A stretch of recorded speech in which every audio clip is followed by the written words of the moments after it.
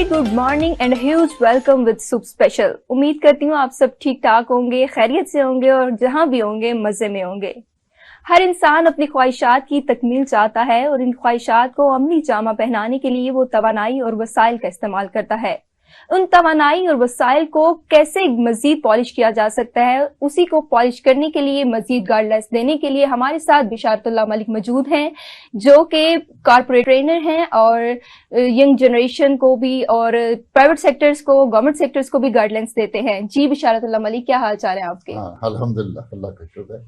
कैसी तबीयत है आपकी? अल्हम्दुलिल्लाह, अल्लाह का शुक्र। अच्छा, मुझे ये बताएं कि आप सिर्फ प्राइवेट सेक्टर्स को या गवर्नमेंट सेक्टर्स को, दोनों को आप गाइडलाइंस देते हैं? एक्चुअली मैं ट्रेनिंग्स देता हूँ, ट्रेनिंग्स और गाइडलाइंस। गाइडलाइन वो थोड़ी बहुत कंसल्टेंसी वगैरह कुछ लोगों को, जैसे एक स्मीडा है उसका मैं कंसल्टेंट हूँ, और वो थोड़ा बहुत वो भी चलता रहता है, लेकिन बेसिकली मैं टीचिंग के अलावा ट्रेनर हूँ। तो अल्हम्दुलिल्लाह मैंने अब तक मेरे ख्याल है कि 40-50 हज़ार लोगों को ट्रेनिंग दे चुका हूँ, मोस्टली स्कूल टीचर्स, और उसके बाद आपके जो गवर्नमेंट सेक्टर में जजेस, और जजेस के अलावा गवर्नमेंट सेक्टर के 17 to 18 ग्रेड, 18 to 19 ग्रेड में जाने वाले वो MPDD एक महकमा है गवर्नमेंट ऑफ पंजाब का, उसमें मैं रेगुलरली ट्रेनिंग्स देता हूँ। तो एक बहुत अच्छा मेरा डाइवर्स एक्सपीरियंस है। This is the government sector. Otherwise पहले मैंने पेल में, ये बैंक ऑफ पंजाब में, कोका कोला में और इस तरह के बेशुमार ऑर्गेनाइजेशन में ट्रेनिंग दी। ओलंपिया में अभी दी है, उनकी सेल्स टीम को 200 बंदों को ट्रेनिंग दी है about sales, how to go about it, and this was a wonderful experience. अच्छा, तो ड्यूरिंग ट्रेनिंग आप क्या देखते हैं कि इन मसाइल का सामना करना पड़ता है? ट्रेनिंग में बात मसाइल की बहुत ज्यादा तो नहीं आती क्योंकि एक्सपीरियंस हो गया है, लेकिन जो देखने वाली बात है कि आप पहले देखें कि ऑडियंस कौन से है, दूसरा देखें कि किस टॉपिक पे आपने बात करनी है, वो जो टॉपिक है उसको लेके चलना है, और ऑडियंस को देखना है कि उसके मुताबिक बात करनी है। अगर आप मेरा क्योंकि एक्सपीरियंस जजेस से लेके और PN लेवल तक के लोगों का है, तो मैं जब PN को ट्रेनिंग देता हूँ तो मेरा लहजा, मेरी बातें, मेरे लतीफ़े, मेरी गुफ्तगू वो टोटली डिफरेंट होती है, और जब जजेस को देता हूँ तो फिर मेरी लैंग्वेज बड़ी फ़र्क होती है। इसी तरह मैनेजर्स जो होते हैं वहाँ पे मैं कॉर्पोरेट लैंग्वेज बोलता हूँ, वहाँ पे मुझे वो जार्गन्स बोलने पड़ते हैं जो उनको समझ आ जाएं। So these are the things. ये अलग बात है कि मेरी जो टॉपिक होते हैं, फॉर एग्जांपल जजेस को मैं टेक्निकल ट्रेनिंग नहीं देता, I don't talk about law, क्योंकि I am not a lawyer. तो मैं उसके मैं वो कहते हैं ना, मैं पंगे में फंसूंगा अगर, तो वो एक मसला हो जाएगा। मैं दूसरी उनके एटिकेट्स के ऊपर बात करता हूँ, ऑनेस्टी, इंटेग्रिटी के ऊपर बात करता हूँ, and how to go about it, and how they should behave, and their normal thing where you can, they should not be taking advantage of their position, और बहुत सारी चीजें। अच्छा, as a corporate trainer, university professor, आपसे मैं एक बात पूछना चाहूंगी कि पाकिस्तान में 50% लोग पढ़े लिखे हैं, उनमें से 1% यूनिवर्सिटी लेवल तक जाते हैं, उसकी वजह क्या है? सबसे बड़ी वजह है कि पहले तो है ही 50% जिसको हम पढ़ा लिखा कहते हैं, ये वो है जो लिख सकता है अपना नाम, और उसके लिए को बहुत हाई स्टैंडर्ड हमने नहीं अभी रखा हुआ। तो लिटरेसी रेट एक बहुत बड़ा प्रॉब्लम है। अगर यही लिटरेसी रेट हम पहले तो 90%, 100% पे ले जाएं, और उसके बाद उसका जो स्टैंडर्ड हमने रखा है ना कि जी नाम लिख सकता हो और साइन कर सकता हो, ये कोई स्टैंडर्ड तो नहीं है, तो फिर डेफिनेटली लोग बेहतर आएंगे। हमारी एक प्रॉब्लम ये है कि जो फिल्टर्स हमारे लगे हुए हैं जिससे कोई बंदा यूनिवर्सिटी तक आता है, बहुत सारे लोग तो इसलिए पीछे रह जाते हैं कि उनको अपॉर्चुनिटी नहीं मिलती।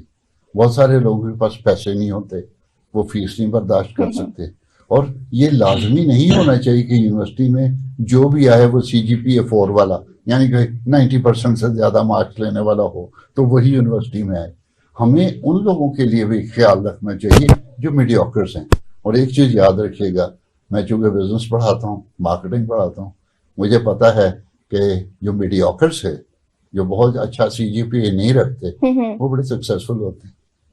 फिर अगर मैं क्लियर कर दूं, ये मतलब नहीं कि जो अच्छा CGPA रखते हैं, ये जो अच्छे लायक होते हैं वो सक्सेसफुल नहीं होते, लेकिन ये कोई क्राइटेरिया नहीं है कि जो लायक होगा वो अमीर होगा और जो नालायक होगा वो गरीब, ऐसा नहीं है। एक्चुअली वो है کہ اسٹریٹ سمارٹ کون ہوگا اور مارکیٹ میں اپنے آپ کو سیل کون کر سکتا. یونیورسٹی کی طرف اگر دیکھا جائے تو یونیورسٹی کو لے کر ایک لوگوں کے مائنڈ میں جو امیج بنا ہوا ہے, ایک بیڈ امیج بنا ہوا ہے, نیگیٹو امیج بنا ہوا ہے, اس کو کیسے ختم کیا جا سکتا ہے؟ آپ کسی خاص یونیورسٹی کی بات کر رہی ہیں کہ جنرل بات کر رہی ہیں؟ جنرل بات کر رہی ہوں, پیرنٹس کے مائنڈ کی بات کر رہی ہوں میں. ایکچولی مسئلہ یہ ہے کہ this is how you portray itself. میں یونیورسٹیوں کو جانتا ہوں, ہر یونیورسٹی میں 1% لوگ برے ہیں اور 1% لوگ بہت اچھے, 20% لوگ ایکسل کرتے ہیں, 20% لوگ جو ہیں وہ کچھ نہیں کرتے. اب سارا کام جو ہے وہ 60% پہ ہے جن میں پوٹینشیل ہے, جس کے اوپر ہم نے کام کرنا ہے. تو ہم ان 60% کو اگنور کر کے یا تو بہت ساری یونیورسٹیاں یا کالجز وہ ان 20% کے اوپر جاتے ہیں جن میں بڑا پوٹینشیل ہوتا ہے اور وہ انہی کو طرف دھیان دیتے ہیں. کچھ لوگ کہتے ہیں کہ وہ جو بالکل ہی نیلے ہیں جن میں کوئی پوٹینشیل نہیں ہے ان کو لے کے چلنا ہے. ہمیں سارے جو ہے نا سیگمنٹس ان سب کو لے کے دیکھنا ہے. تو بیسٹ پروڈیوس ہم تبھی کر سکتے ہیں کہ ہم ان 60% کی طرف توجہ بھی دیں کہ جو خود سے لائق نہیں ہیں لیکن پوٹینشیل ہے, پھر ہم کچھ رزلٹ نکال سکیں گے. اور بھی بڑی وجوہات ہیں. اور مزید کیا وجوہات ہیں جن کی وجہ سے پیرنٹس کے مائنڈ میں ایک پکا سکیچ بن گیا کہ وہ بچیوں کو, خصوصاً بچیوں کو اس طرف لانا ہی نہیں چاہتے؟ ہاں ابھی بھی لوگوں میں ہے لیکن اب بہت آ بھی رہی ہیں. اور مزے کی بات ہے کہ کیا اس کی وجہ کورس سسٹم تو نہیں؟ ایکچولی کورس سسٹم نہیں ہے. اب کورس سسٹم نہیں, کورس سے کوئی اتنا گھبراتے نہیں ہیں. لیکن جب کسی کو یہ لگے کہ یونیورسٹی میں شاید ماحول ایسا ہے, اور وہ حالانکہ ایسا ہوتا نہیں ہے. میں بھی یونیورسٹی میں پڑھاتا ہوں اور میں یونیورسٹیوں میں پڑھا ہوں. کوئی ایجوکیشن نہیں تھی پنجاب یونیورسٹی میں. باہر خیال تھا کہ پنجاب یونیورسٹی کا نیو کیمپس تو پیرس ہے اور شاید وہ کوئی جنت کے کوئی ایک سما ہے اور وہاں پہ حوریں پھرتی ہیں. اور جب میں وہاں گیا تو پتہ لگا بھائی کچھ نہیں ہے, وہ ساری ایسے ہی ہماری طرح. اور ایسا کوئی برا ماحول تھا بھی نہیں. تھوڑا بہت 1-2% ہوتے ہیں لوگ جو برے ہیں, وہ برے ہیں, وہ ہر جگہ ہی برے ہیں. وہ ہمارے کہتے ہیں جب لاہور پیڑا ہو لندن میں پیڑا. تو جو باہر پہ اپنے محلے میں برا ہے وہ یونیورسٹی میں بھی برا ہوگا. تو اس کا کوئی تعلق نہیں ہے اس سے.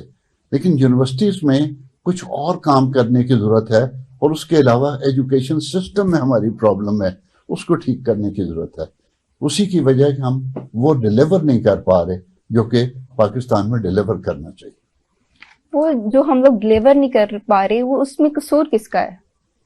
ہمارے ٹیچرز کا یا ہمارے اسٹوڈنٹس کا, کہ وہ چیزوں کو گین نہیں کر پا رہے؟ نہ ٹیچرز کا ہے نہ اسٹوڈنٹس کا ہے, لیڈرشپ کا. لیڈرشپ کا. ہماری لیڈرشپ جو ہے, اور میں ہمت کرنے کی کوشش کر رہا ہوں, پولیٹیکل لیڈرشپ. ہماری جو لیڈرشپ, پولیٹیکل لیڈرشپ ہے, وہ ویژنری نہیں, دورس نگاہ نہیں ہے. They cannot see the big picture. ان کا مسئلہ ہے کہ وہ اپنی ناک سے آگے دیکھ نہیں سکتے. اور ہر ایک جو لیڈر ہے, ہماری پارٹیاں جو آتی, ان کے سامنے صرف ایک موٹیو ہوتا ہے کہ اگلے الیکشن میں ہم جیت جائیں. تو وہ لانگ ٹرم جو پلانز ہیں وہ بناتے ہی نہیں. پھر دوسری بات ہے کہ وہ ٹینجیبلز پہ جاتے ہیں, وہ سافٹ سکلز کے اوپر نہیں جاتے. یعنی کہ آپ کی بات کرنے کا مقصد یہ ہے کہ لیڈرز کا افیکٹ عوام کو پڑ رہا ہے. تو لیڈرشپ ہے ہی یہ. اگر آپ کا لیڈر ٹھیک ہو جائے تو عوام ٹھیک ہو جائے گی. آپ نبی پاک صلی اللہ علیہ وسلم کو دیکھ لیں, انہوں نے کیا کیا تھا. انہوں نے کوئی ٹینجیبلز پہ کام نہیں کیا. ہی ورکڈ آن دا پیپل. انہوں نے لوگوں کے کیریکٹرز بنائے. جب کیریکٹر بن گئے تو سب کچھ ہو گیا. اور ہمارے یہ مسئلہ ہے کہ ہمارے کیریکٹر ہی خراب ہوتے جا رہے ہیں. آپ تو ابھی بچے ہو, آپ کو تو پتہ ہی نہیں اس چیز کا. ہم نے تو پاکستان کے ایک اونچے لیول پہ دیکھا ہوا ہے آج سے 50 سال پہلے, اور اب اس کو ہم نے نیچے بھی جاتے دیکھا ہے. اور آج ہمیں لالے پڑے ہوئے ہیں کہ ڈیفالٹ نہ ہو جائے. ہم بہتر تھے, ہم چائنا سے بہتر تھے, ہم انڈیا سے بہتر تھے, ہم ملائیشیا سے بہتر تھے. ملائیشیا کے لوگ یہاں پڑھنے آتے تھے, عرب یہاں پڑھنے آتے تھے, میرے کلاس فیلو تھے. اگر ہم کچھ ڈیلیور کر رہے تھے, and I am not talking of way back, I am talking 1970s, 71, 72 Bhutto کا دور تھا. اس زمانے میں لوگ آتے تھے. پھر ہمارے میں کچھ ایسے چینجز آ گئیں. اصل چینج جو آئی وہ انٹیگریٹی, کیریکٹر ہمارا خراب ہو گیا. ہمارے اندر انڈیویجولزم آ گیا. ہمارے اندر بےایمانی کو ہم نے کامیابی سمجھ لیا. اور ہم نے اپنا ذاتی پیسہ, یہ جو انڈیویجولسٹک اپروچ ہے نا, اس نے بیڑا گرک کر دیا. اچھا اگر بات کی جائے لیڈرشپ کی تو سارا مسئلہ لیڈرشپ کی وجہ سے کھڑا ہوتا ہے. یہ جو عوام ہے اس کے اندر اتنی بے ایمانی ہے, وہ تو سارا قصور لیڈرشپ پر تو نہیں جاتا نا. عوام کے اندر اتنی یہ کیسے چیزیں آتی جا رہی ہیں, بے ایمانی اور یہ ساری چیزیں, یہ سارا قصور تو لیڈرشپ کا نہیں ہے نا. بات پتہ کیا ہے, عوام میں بے ایمانی میں کتنی کر لے گا. گنجی کیا کہتے ہیں, نہائے گی کیا تو نچوڑے گی کیا. ایک پی این ہے, کتنی بے ایمانی کر لے گا. 100 روپیہ پکڑ لے گا, 200 پکڑ لے گا. اصل بے ایمانی جو کرتا ہے وہ ہمارا امیر آدمی کرتا ہے. پیسے کی جو بے ایمانی ہے وہ امیر کرتا ہے, اور جو اپنے غلط طاقت کا استعمال کرتا ہے, اختیارات کا استعمال, وہ کرتا ہے جس کے پاس اختیار ہے. آپ دیکھ لیجئے, ہمارا جتنا بیڑا غرق پڑھے لکھے بندے نے کیا ہے اتنا ان پڑھ نے نہیں کیا. ان پڑھ کیا کر سکتا ہے, وہ تو اپنا ہی گزارا کر لے. تو جو ہمارے پڑھے لکھے انٹلیکچوئل لائق فائق اور وہ بے ایمان ہیں, انہوں نے تو بیڑا غرق کر دیا. یہ نتیجہ آپ کو نظر آ رہا ہے. اس کو بھی میں آپ کو ایک کوارڈرنٹ کے طور پہ بتا سکتا ہوں. جو نالائق ہے اور کرپٹ ہے وہ عموماً جیل میں جائے گا, اور جو نالائق ہے اور آنےسٹ ہے وہ کوئی برا بھی نہیں کرے گا تو اچھا بھی نہیں کرے گا. اور جو کرپٹ ہے اور لائق ہے, یہ ہے جس نے پاکستان کو برباد کیا. اور ہمیں جو چاہیے وہ چاہیے جو لائق بھی ہو اور آنےسٹ بھی ہو. یہ کمبینیشن جو آخری میں نے بتایا نا, لائق اور آنےسٹ, وہ ہمیں مل نہیں رہا. وہ تھوڑے بہت ہیں, اگر کوئی آنے لگتا ہے تو اس کے اوپر پوری فورسز لگ جاتی ہیں کہ اس کو نیچے گراؤ, اس کو نیچے گرانے کی. ہم کسی کو آگے بڑھتا ہوا بھی نہیں دیکھ سکتے. نہیں, ہم اچھے آدمی کو آگے بڑھتا ہوا نہیں دیکھ سکتے. ہمیں اس سے خطرہ محسوس ہوتا ہے, خطرہ محسوس کہ ہوتا ہے. یہ آ جائے گا, یہ کرپٹ نہیں ہے, اور یہ ہماری کرپشن کو پکڑ لے گا اور ہمیں مارے گا. اور پھر وہ کہتے ہیں اینو نہیں آن دینا. پھر اس کے بارے میں پھر یہ کرتے ہیں وہ ساری فورسز, وہ جو آج سے پہلے ایک علیحدہ انڈیویجولی ایک پارٹی یا کوئی بندہ یا کوئی سیاستدان یا کوئی وہ کرپٹ تھا, وہ علیحدہ کرپشن کرتا تھا اور دوسرے علیحدہ کرتے تھے, ایک دوسرے کو لان تان کرتے رہتے تھے کہ وہ کھا گیا. اب ان کا دل ہوتا ہے کہ ہم ہی رہیں اور ہم ہی کھائیں. پھر ان کو جب ایک تیسری فورس نے تنگ کیا تو وہ دونوں مل گئے. انہوں نے کہا یار باریوں کے ساتھ چلو. پھر اب کیا کہ انہوں نے تیسری فورس کو بھی ملا لیا. اب ساری فورسز جو ہے نا جو نیگیٹو ہیں وہ مل گئی ہیں, نیگیٹو مل گئی. تو وہ 2-4 آپ جیسے میرے جیسے بندے غریب رہ گئے, ان کو جوتے پڑ رہے ہیں. اسی کے ساتھ ہمارے ساتھ 2 ایسے مہمان موجود ہیں جنہوں نے اتنی چھوٹی سی عمر میں ایک گیمنگ کمپنی لانچ کر دی. ایک کا جی کیا حال چال ہے آپ کے؟ سب سے پہلے تو آپ اپنے نام بتائیں, کیا نام ہے آپ کا؟ ثانیہ. اور آپ کا؟ محمد فواز. جی, ثانیہ اور فواز ہمارے ساتھ موجود ہیں جنہوں نے اتنی چھوٹی سی عمر میں ایک گیمنگ کمپنی لانچ کر دی. کیا نام ہے آپ کی گیمنگ کمپنی کا؟ راک فال گیمنگ. راک فال گیم. تو یہ کیسے آپ کے اندر ایک شوق آیا اتنی سی عمر میں ثانیہ؟ ہم بیسیکلی بزنس پڑھ رہے تھے, ساتھ میں ہم آئی ٹی بھی پڑھ رہے تھے, تو لائک اس کی جو پائتھن وغیرہ پڑھ کے کوڈنگ سیکھتے تھے, گیمز بناتے تھے, تو ہمارا انٹرسٹ ہے کہ جو ہم گیمز کھیلتے بھی ہیں ان کو ہم اس میں پٹ کریں اپنی کوڈنگ کو اور اس کو یوز کریں. تو ہم نے سوچا ایک کمپنی بناتے ہیں تاکہ ہم اس سے دوسروں کو بھی بینیفٹ کریں, اور لائک ہم بچوں کے لیے گیمز بنائیں تاکہ وہ کھیلیں, اس سے ہمیں بھی پروفٹ ہوئے گا اور ہم خود بھی ان کو کھیل سکیں گے. تو ہم نے اپنی پسند کی گیمز بنائی, اس کے علاوہ ہم نے ریسرچ کی, اور ہمیں جو گیمز اچھی لگی ہم نے ان کو بنایا. اپنی بزنس مارکیٹنگ کی جو نالج تھی اس کو پٹ ان کیا. ساتھ میں ہمارے کچھ ایک اور پارٹنر ہیں, وہ اپنی گیمنگ کوڈنگ نالج پٹ ان کرتے ہیں, وہ گیمز بناتے ہیں. تو ہم نے پھر اس طرح گیمنگ کمپنی کو فارم کیا. اچھا, لڑکیوں کا دیکھا جائے تو ان کا انٹرسٹ فیشن کی طرف ہوتا ہے. جی, فیشن کی طرف, کہ کیسے فیشن کرنا ہے, کیسی چیزوں کو کرنا ہے. آپ نے تو بالکل ہی چینج کر لیا کہ فیشن کو چھوڑ کے جو ہے نا وہ آپ نے گیمنگ کمپنی لانچ کر دی. میرے بیسیکلی 2 بھائی ہیں, بچپن سے میں ان دونوں کے ساتھ رہی ہوں, تو میں گیمز میں بھی زیادہ انٹرسٹ رہا ہے. فیشن کی طرف تھا ایک اپنا جو لڑکیوں کا ہوتا ہے, لیکن جو لڑکوں کے ساتھ رہ کے گیمز کی طرف جو شوق پڑتا تھا وہ بھی میں کھیلتی تھی ان کے ساتھ, تو میرا اس میں شوق پڑا. پھر جب کوڈنگ کرتی تھی تو مجھے اس سے بھی شوق چڑھا, تو میرا آئی ٹی اور بزنس کی طرف زیادہ انٹرسٹ تھا, اس لیے میں کمپنی کے اندر وہ پارٹ بھی زیادہ پلے کرتی ہوں. فواز, آپ بتائیں کہ آپ کا کیسے یہ شوق پیدا ہوا, یا آپ سب نے مل کر ایک پلان کیا؟ ہمیں تو یہ تھا, مجھے تو بزنس کا بہت شوق تھا, اس کو کوڈنگ کا, تو ہم نے وہ پھر یوٹیلائز کیا دونوں کو. اس کی آئی ٹی کا شوق ہے, میرے بزنس کا شوق, ہم نے اس کو جوائن کیا اور پھر اور ایک اور پارٹنر کو ایڈ کر کے ہم لوگوں نے لائک جو بھی انٹرسٹ کی گیمز ہوتی ہیں, جب وہ دنیا کے انٹرسٹ ہو, ہمارے انٹرسٹ ہو, کمبائن گیمز لانچ کی پھر ہم نے. اور اس سے یہ تھا کیونکہ پاکستان کے بھی حالات اتنے اچھے نہیں جا رہے تھے, تو ہم نے کہا ایک وہ بالرس کے بھی آئیں گے تو ان فٹ تھوڑا ڈالے گا اس میں, تو وہ تھوڑے تھوڑے کنٹریبیوٹ کرتا ہے. اچھا, جو آپ نے اپنی گیمنگ کمپنی کا نام رکھا ہے راک فال, جی, اس کا بیسک مطلب کیا اور اس کا آئیڈیا کس کو آپ نے دی, کس نے دیا آپ کو؟ آئیڈیا یہ بیسیکلی تھا ہمارے پارٹنر جو تھے ان کا ہی تھا. ان کو یہ نام بڑا اچھا لگ رہا تھا, لائک گلوبل جیسے ہوتے ہیں کمپنی, ان کو اس طرح سے لگ رہا تھا. انہوں نے بیسیکلی ہماری جو پہلی گیم تھی وہ راک فال گیمنگ کے نام سے ذرا میچ کرتی تھی, اور ہم نے پہلی گیم وہ لانچ کی تھی تاکہ ہم ٹیسٹ کر سکیں پہلے, تو ہم نے راک فال گیمنگ نام رکھا, پھر ہم اسی کے ساتھ چلے کیونکہ وہ ہمیں اچھا لگ رہا تھا اپنی گیمز کے حساب سے. اچھا ٹھیک ہے, ایک کوشچن میری طرف. ٹھیک ہے, آپ پہلے آڈینس کو یہ بتائیں کہ آپ کی پہلی ملاقات آپس میں کدھر ہوئی؟ ہم دونوں بہن بھائی ہیں. This is what I wanted کہ لوگوں کو پتا چلے کہ بہن بھائی ہے.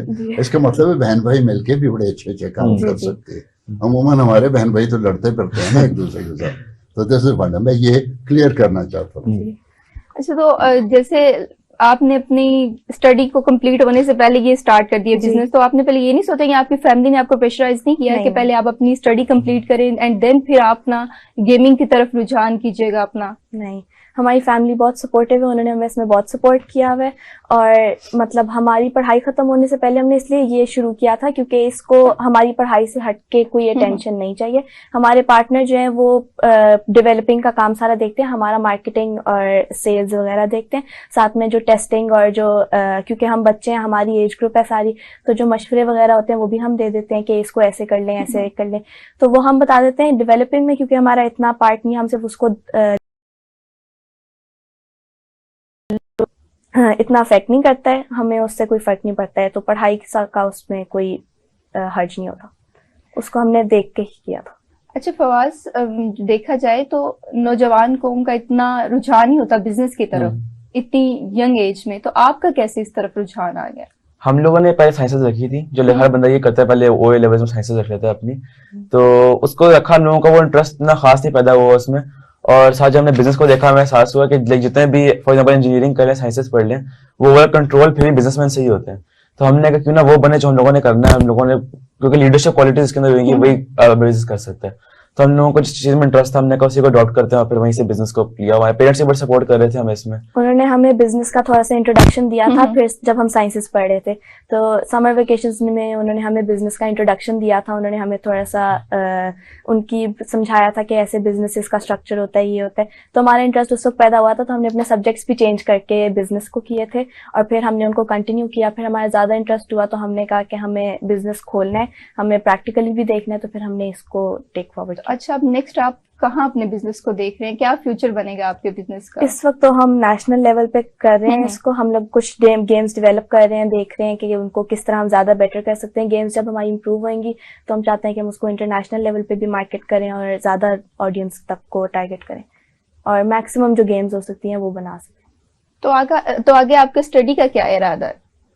اس وقت ہم لوگ اے لیولس کر رہے ہیں بزنس اکاؤنٹنگ میں, اور فیوچر ہمارا پلان یہ ہے کہ ہم چارٹرڈ اکاؤنٹنٹ بنے انشاءاللہ دونوں, اور سی اے کریں. انٹرنیشنل چانس ملے گا تو ہم انٹرنیشنل جا کے بھی سی اے انگلینڈ اینڈ ویلز کریں گے, ICAW, اور پھر اس کے بعد ہم لوگ واپس آئیں گے. اور ہمارے فادر کا جو فیملی بزنس ہے ایک وہ بھی ہے ہمارے پاس, پلس ہم جو سائڈ بزنسز کرنا چاہتے ہیں جو ہمارے انٹرسٹ ہے جو ہم ابھی بھی بنا رہے ہیں وہ کنٹینیو کریں. اچھا بشارت اللہ ملک صاحب, میں آپ کی طرف آنا چاہوں گی کہ جیسے آپ کارپوریٹ ٹرینر ہیں, تو جیسے باقی ممالک میں ترقی ہے, ہمارے یہاں پہ اتنی ترقی کیوں نہیں ہے؟ ہم لوگ کتابیں ان کی پڑھتے ہیں, ہم ساری چیزیں ان کو دیکھتے ہیں, ان کو کاپی کرتے ہیں, لیکن ہمارے اندر وہ چیز کیوں نہیں آ رہی؟ پہلی تو بات یہ ہے کہ جیسے بچے بتا رہے تھے کہ ماں باپ نے بھی سپورٹ کیا, والدین کے جو ہیں وہ چارٹرڈ اکاؤنٹنٹ ہیں خود, اور ہی از اے اوپن مائنڈیڈ پرسن, اور وہ ان کو گائیڈ بھی کر رہے ہیں. دوسری بات یہ ہے کہ جنرلی میں اپنی کلاسز میں جو BBA وغیرہ کر رہے ہوتے ہیں بچے, ان کو ایک بات کہتا ہوں کہ جو بچہ سائڈ پہ تھوڑی سی انکم, چاہے اپنے کوکو کولا پینے کے لیے یا تھوڑا بہت اپنا خرچہ چلانے کے لیے 10-20 ہزار کمانا شروع کر دینا, وہ سکسیسفل ہوتا ہے. اور وہ جو کہتے ہیں جی ہم پڑھ رہے ہیں اور پڑھ کے تو پھر یہ ہوگا, تو پڑھ کے بھائی ایسے نہیں ہوتا. جس نے کرنا ہے, اور جو پریکٹیکل نہیں کرتا وہ کامیاب نہیں ہوتا. اور ہر وقت یہ جو تھیوریٹیکل بیسس پہ بات ہم کرتے ہیں نا کہ جی ہم پہلے پڑھ لیں پھر ہم کوئی نوکری لے لیں پھر نوکری کے اندر ہم کوئی اچھی نوکری لے لیں, بھئی نوکری کیوں لے لو, یہ ہماری شادی اچھی جگہ ہو جائے یا کوئی, یہ عجیب قسم کا ہمارے آبجیکٹیوز میں فرق ہے. یہ بچے جو کر رہے ہیں this is sort of an ideal thing کہ ایک سائڈ پہ کر رہے ہیں اپنی جو اسٹڈیز ہیں اس کو وہ نہیں ہونے دے رہے, ڈیمیج نہیں ہونے دے رہے, اپنا کام جو پڑھائی والا کر رہے ہیں لیکن ساتھ یہ کام کر رہے ہیں. اس سے کوئی کنسرن نہیں کہ اس وقت یہ پیسے کتنے کما رہے ہیں, تھوڑے کمائیں زیادہ کمائیں, لیکن ایک گرائنڈ میں سے گزر رہے ہیں, ایک مل سے گزر رہے ہیں, ان کو پتہ چل رہا ہے کہ دنیا میں ہوتا کیسے. تو اس طرح کی جو ہمارا انوائرمنٹ ہم کریٹ نہیں کر پا رہے. دوسرا آپ کا جو کوشچن تھا کہ ہم کیوں فیل ہو جاتے ہیں اور باہر کے لوگ کیوں, ایون کہ ہم بکس بھی ان کی پڑھتے ہیں, بکس بھی پڑھتے ہیں, مثالیں بھی ان کی لیتے ہیں, اور یہی غلطی. میں آپ کو بتاؤں, ہم کوٹلر کی کتابیں پڑھاتے ہیں مارکیٹنگ کی, جو میں پڑھاتا ہوں میں اس کی بات کر رہا ہوں, اور انہوں نے تھوڑی سی ادھر کے انڈیا پاکستان کے اس میں بھی بنائی ہیں, لیکن جنرلی ایگزامپلز ان کی ادھر کی ہیں. اور ہر ایگزامپل ان کو سمجھ, آپ بچوں کو میں کہہ دوں یہاں پہ جیسی پہنی نہیں یہ کیا, یا وہاں پہ وہ جو دوسرے ان کے سٹورز ہیں نارڈ اسٹرام ہے اور یہ وہ, people do not get an idea کہ یہ ہے کیا. ہم تو چھوٹی چھوٹی دکانوں والے ہیں, اب تھوڑے بہت وہ بن گئے ہیں, مالز بن گئے ہیں, تو ہمیں پتہ چلا ہے کہ بھی ایسے بھی ہوتا ہے, لیکن ان کے ساتھ ابھی بھی ہم کمپیئر نہیں کرتے. ہمارے ایشوز اور ان کی ایشوز میں بڑا فرق ہے. ہمارا سب سے بڑا ایشو جو ہے وہ جو ہماری کوئی کتاب بھی نہیں ہے, نہ کورس ہے, نہ ہم پڑھاتے ہیں, وہ یہ ہے کہ ادھار کیسے دو. اب میں نے ایک بڑے پروفیسر کے سامنے کہہ دیا کہ جو ادھار, ان کو سمجھ ہی نہ آئے میں کیا کہہ رہا ہوں. انہوں نے کہا جی, میں نے کہا جی میں کہہ رہا ہوں ادھار کیسے دیں. واٹ؟ اب وہ کہتی ہے اس کو کریڈٹ ہی بولو. اور بھئی آپ نے دینا ادھار ہے تو اس کو کریڈٹ ہی بولنا کیوں ضروری ہے؟ آپ یہاں کی لینگویج تو استعمال کرو. when you are giving credit you have got to retrieve it. اور یہ پوری سائنس ہے.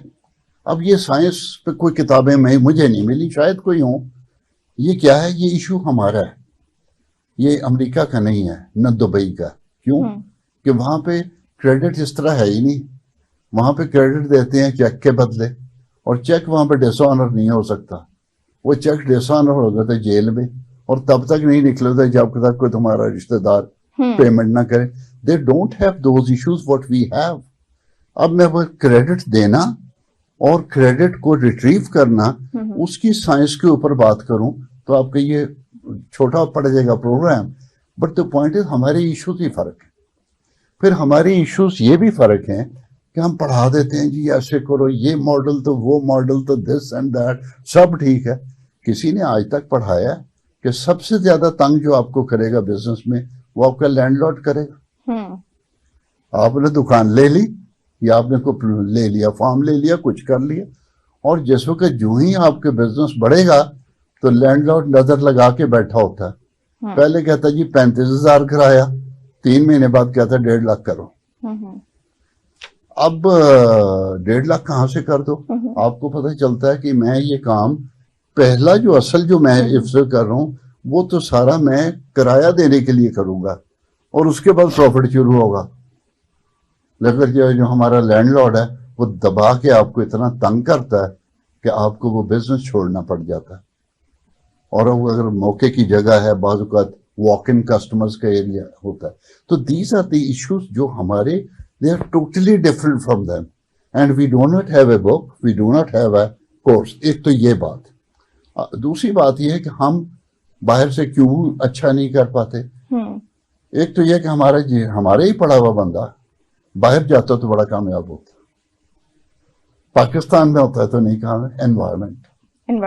انوائرمنٹ وہ میں نے کہا نا ادھار کا انوائرمنٹ. رولز پاکستان میں کاپی نہیں کر سکتا, وہ رولز باہر جا کے کاپی کر لیتا ہے. باہر چونکہ آرگنائز چیزیں ہیں, سسٹمز ہیں, اور وہاں پہ اس کو خود تگودو نہیں کرنا پڑتا. یہاں پہ جب ادھار دے دیں, جیسے میں لفظ ادھار استعمال کرتا ہوں تو لوگوں کو سمجھ نہیں آتی, وہ کہتے ہیں اس کو کریڈٹ بولو. چلو کریڈٹ بول دیتا ہوں بھائی, اس کریڈٹ بولو یا ادھار بولو.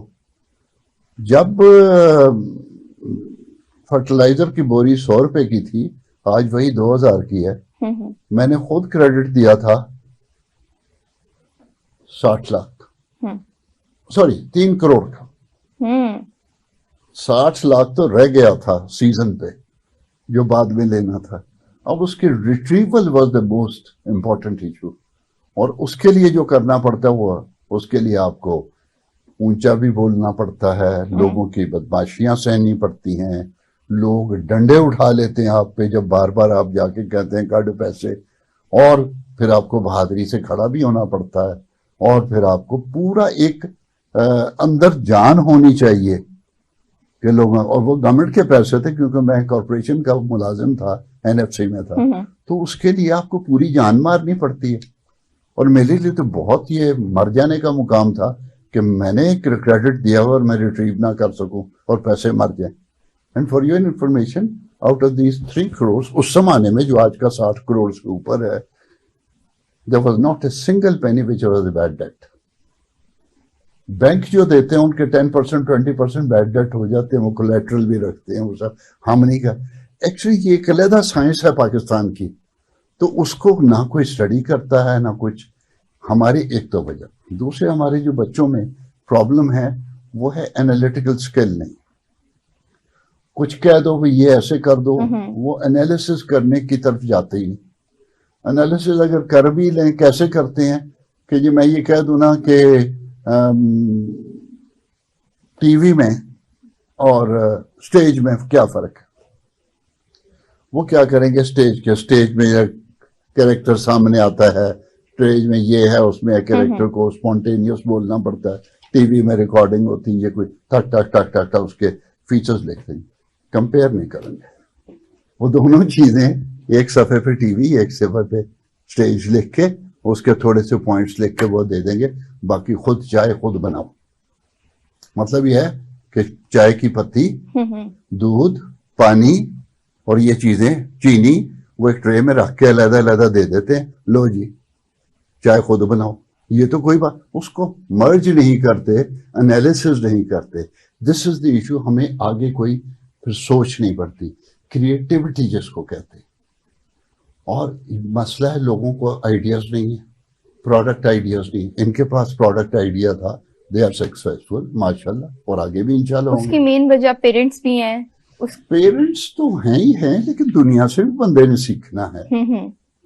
ہر چیز تو نہیں ہے. یہ luckily they have got good parents جو پڑھے لکھے ہیں, سب چیزیں, چارٹرڈ اکاؤنٹنٹ فادر, تو اس کی ایک وجہ انوائرمنٹ بھی بڑا فرق ہوتا ہے.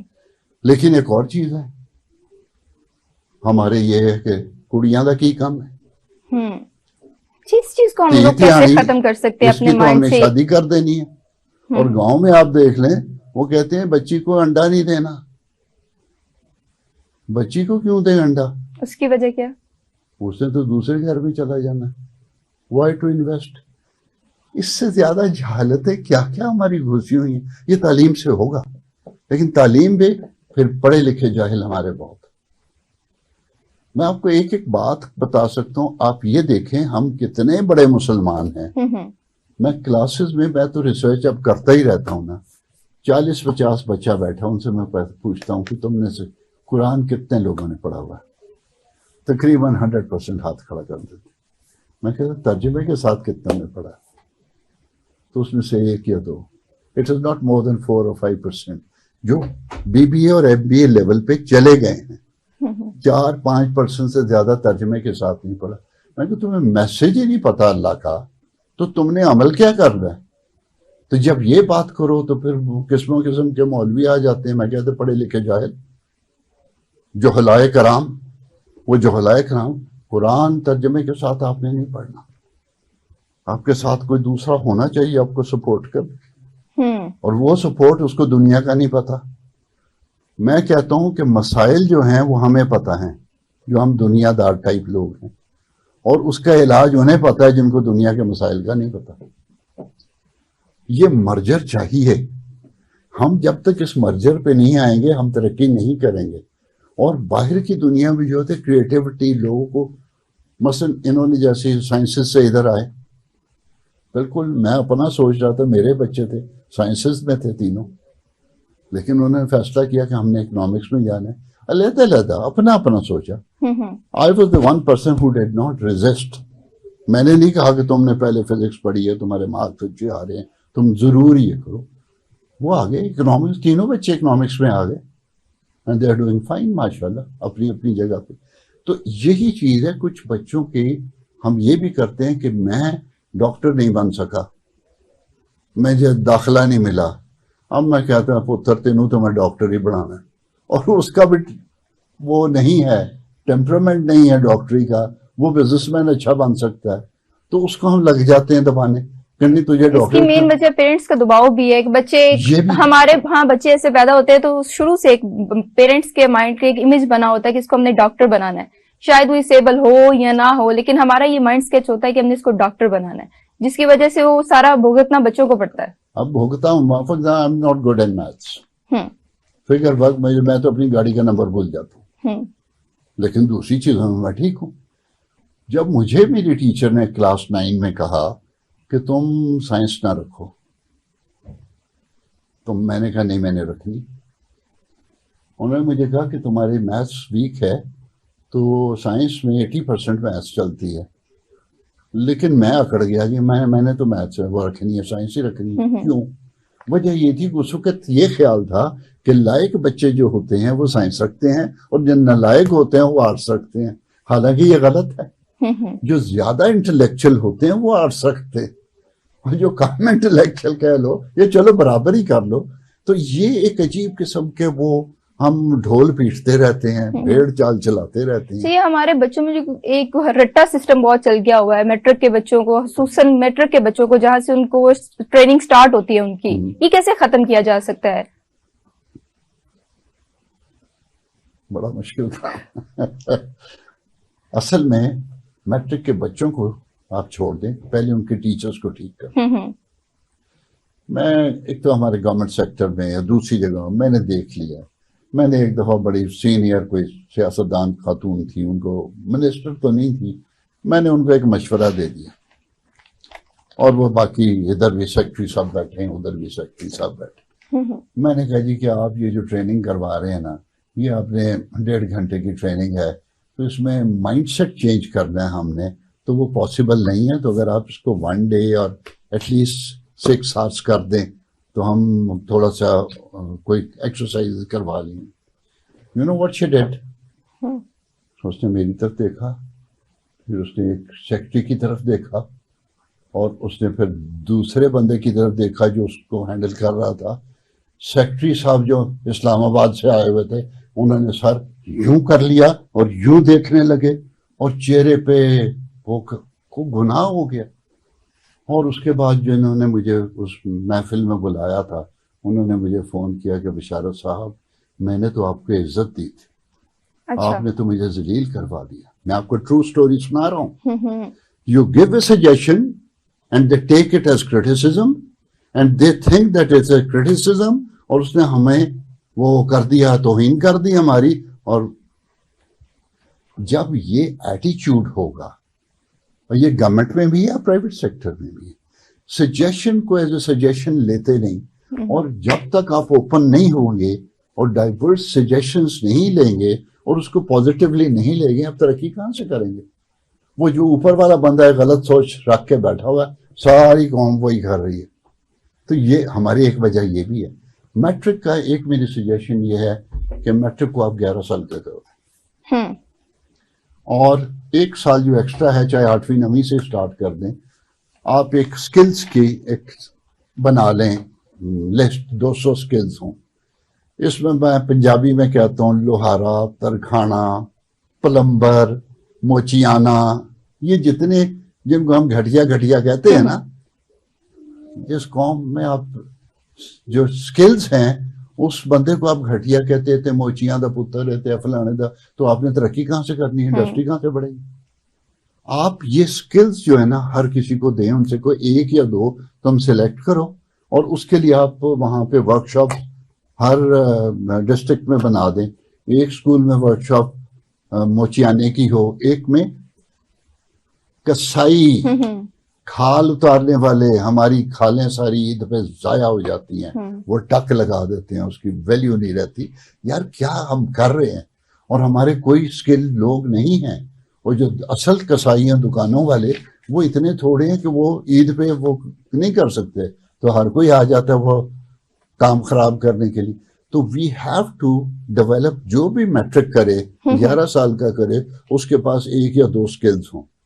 تو آپ کے یہاں پہ ہاں اچھا, اب لوگ کہیں گے اب تو وہ میٹرک میں ایک سسٹم آ گیا کہ پچھلے 10 سال کے جو پیپرز ہوئے ہیں وہ ایک ماڈل پیپر بنا دیا جاتا ہے اور رٹا سسٹم لگا دیا جاتا ہے, اور انہیں پتہ ہی نہیں ہوتا کہ بک میں کیا ہے, ان کو نیومیریکلز نہیں کرنے آتے, انہیں کچھ چیز کا نہیں ہوتی کہ کرنا کیسے ہے. اب میں نے جو ٹیچرس میں نے 20-25 ہزار آئی ڈونٹ نو کتنے تھے ان کو ٹریننگ دی ہوئی ہے بڑی ایکسٹینسولی.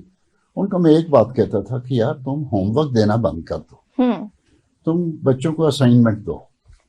8ویں کے بچے کو کہو کہ تم جا کے یہ پتا کرو کہ ایک بھینس زیادہ دودھ کیسے دے, یا گائے زیادہ دودھ کیسے دے. اب وہ بچہ کہے گا جی مجھے کیسے پتا چلے گا, اسے کہ جا کے اپنے ماں باپ سے پوچھو. ماں باپ کا تجربہ نہیں ہے بھینس یا گائے کا, وہ کہے گا فلانے چاچے کو جا, فلانے تائے کو جا. محل گاؤں میں جیسے ہوتا ہے جس کے پاس بھینس ہے اس کے پاس چلے جاؤ, یا گائے ہے اس کے پاس چلے جاؤ, اس سے کہو, اور وہ بچہ اپنے بھی جو بھی آبزرویشن ہے وہ لکھ کے لے آئے. یہ اسائنمنٹ, اس کو مائنڈ اپلائی کرنے کی عادت پڑ جائے گی. ہم کیا کہتے ہیں کہ کتاب کا صفحہ نمبر 57 اور پیرا نمبر 1 یا 3 یہ دوبارہ لکھ لو اور رٹا لگاؤ یاد کر کے, تو یہ تمہاری تیاری ہوگی. اس طرح پہ کریٹیوٹی نہیں ہوگی, گروتھ نہیں ہوگی. آپ لوگوں کو پریکٹیکل چیزوں پہ لگائیں. میں نے ابھی ایک مثال دی ہے, تو ہر ایریے میں آپ کر سکتے ہیں, لیکن کوئی سننے والا نہیں ہے. یہ تو آج آپ کے سامنے میں بول رہا ہوں. اگر یہ سجیشن میں کسی گورنمنٹ سیکٹر میں دے دوں تو وہ برا بنا جائیں گے, اور ایک دفعہ میں دے چکا ہوں نا. سجیشن ہی سمجھیں گے وہ نہیں, کریٹیسزم, اور کریٹیسزم گناہ, اور اس خاتون کے اختیار میں نہیں تھا, ورنہ وہ مجھے جیل میں بھیج دیتی. کہ اس کی ضرورت کیسی ہوئی کہ مجھے ایسے. اور جو سیکرٹری صاحب ایک کوئی ادھر سے آئے ہوئے تھے, جس طرح انہوں نے سر میں اڑا کے نیچے کر کے انہوں نے کیا, میں دیکھ رہا ہوں یار یہ کیا بندے ہیں. بڑا افسوس ہوا, اور میں کسی حد تک مایوس ہوا کہ یار یہ کیسے ہوگا. لیکن we can do something. بڑے بچے نئے, لیکن تھوڑا سسٹم بدلیں, چیزیں ٹھیک کریں انشاءاللہ تعالی. اسی کے ساتھ چھوٹی سی بریک کے بعد دوبارہ ملتے ہیں. Please stay tune.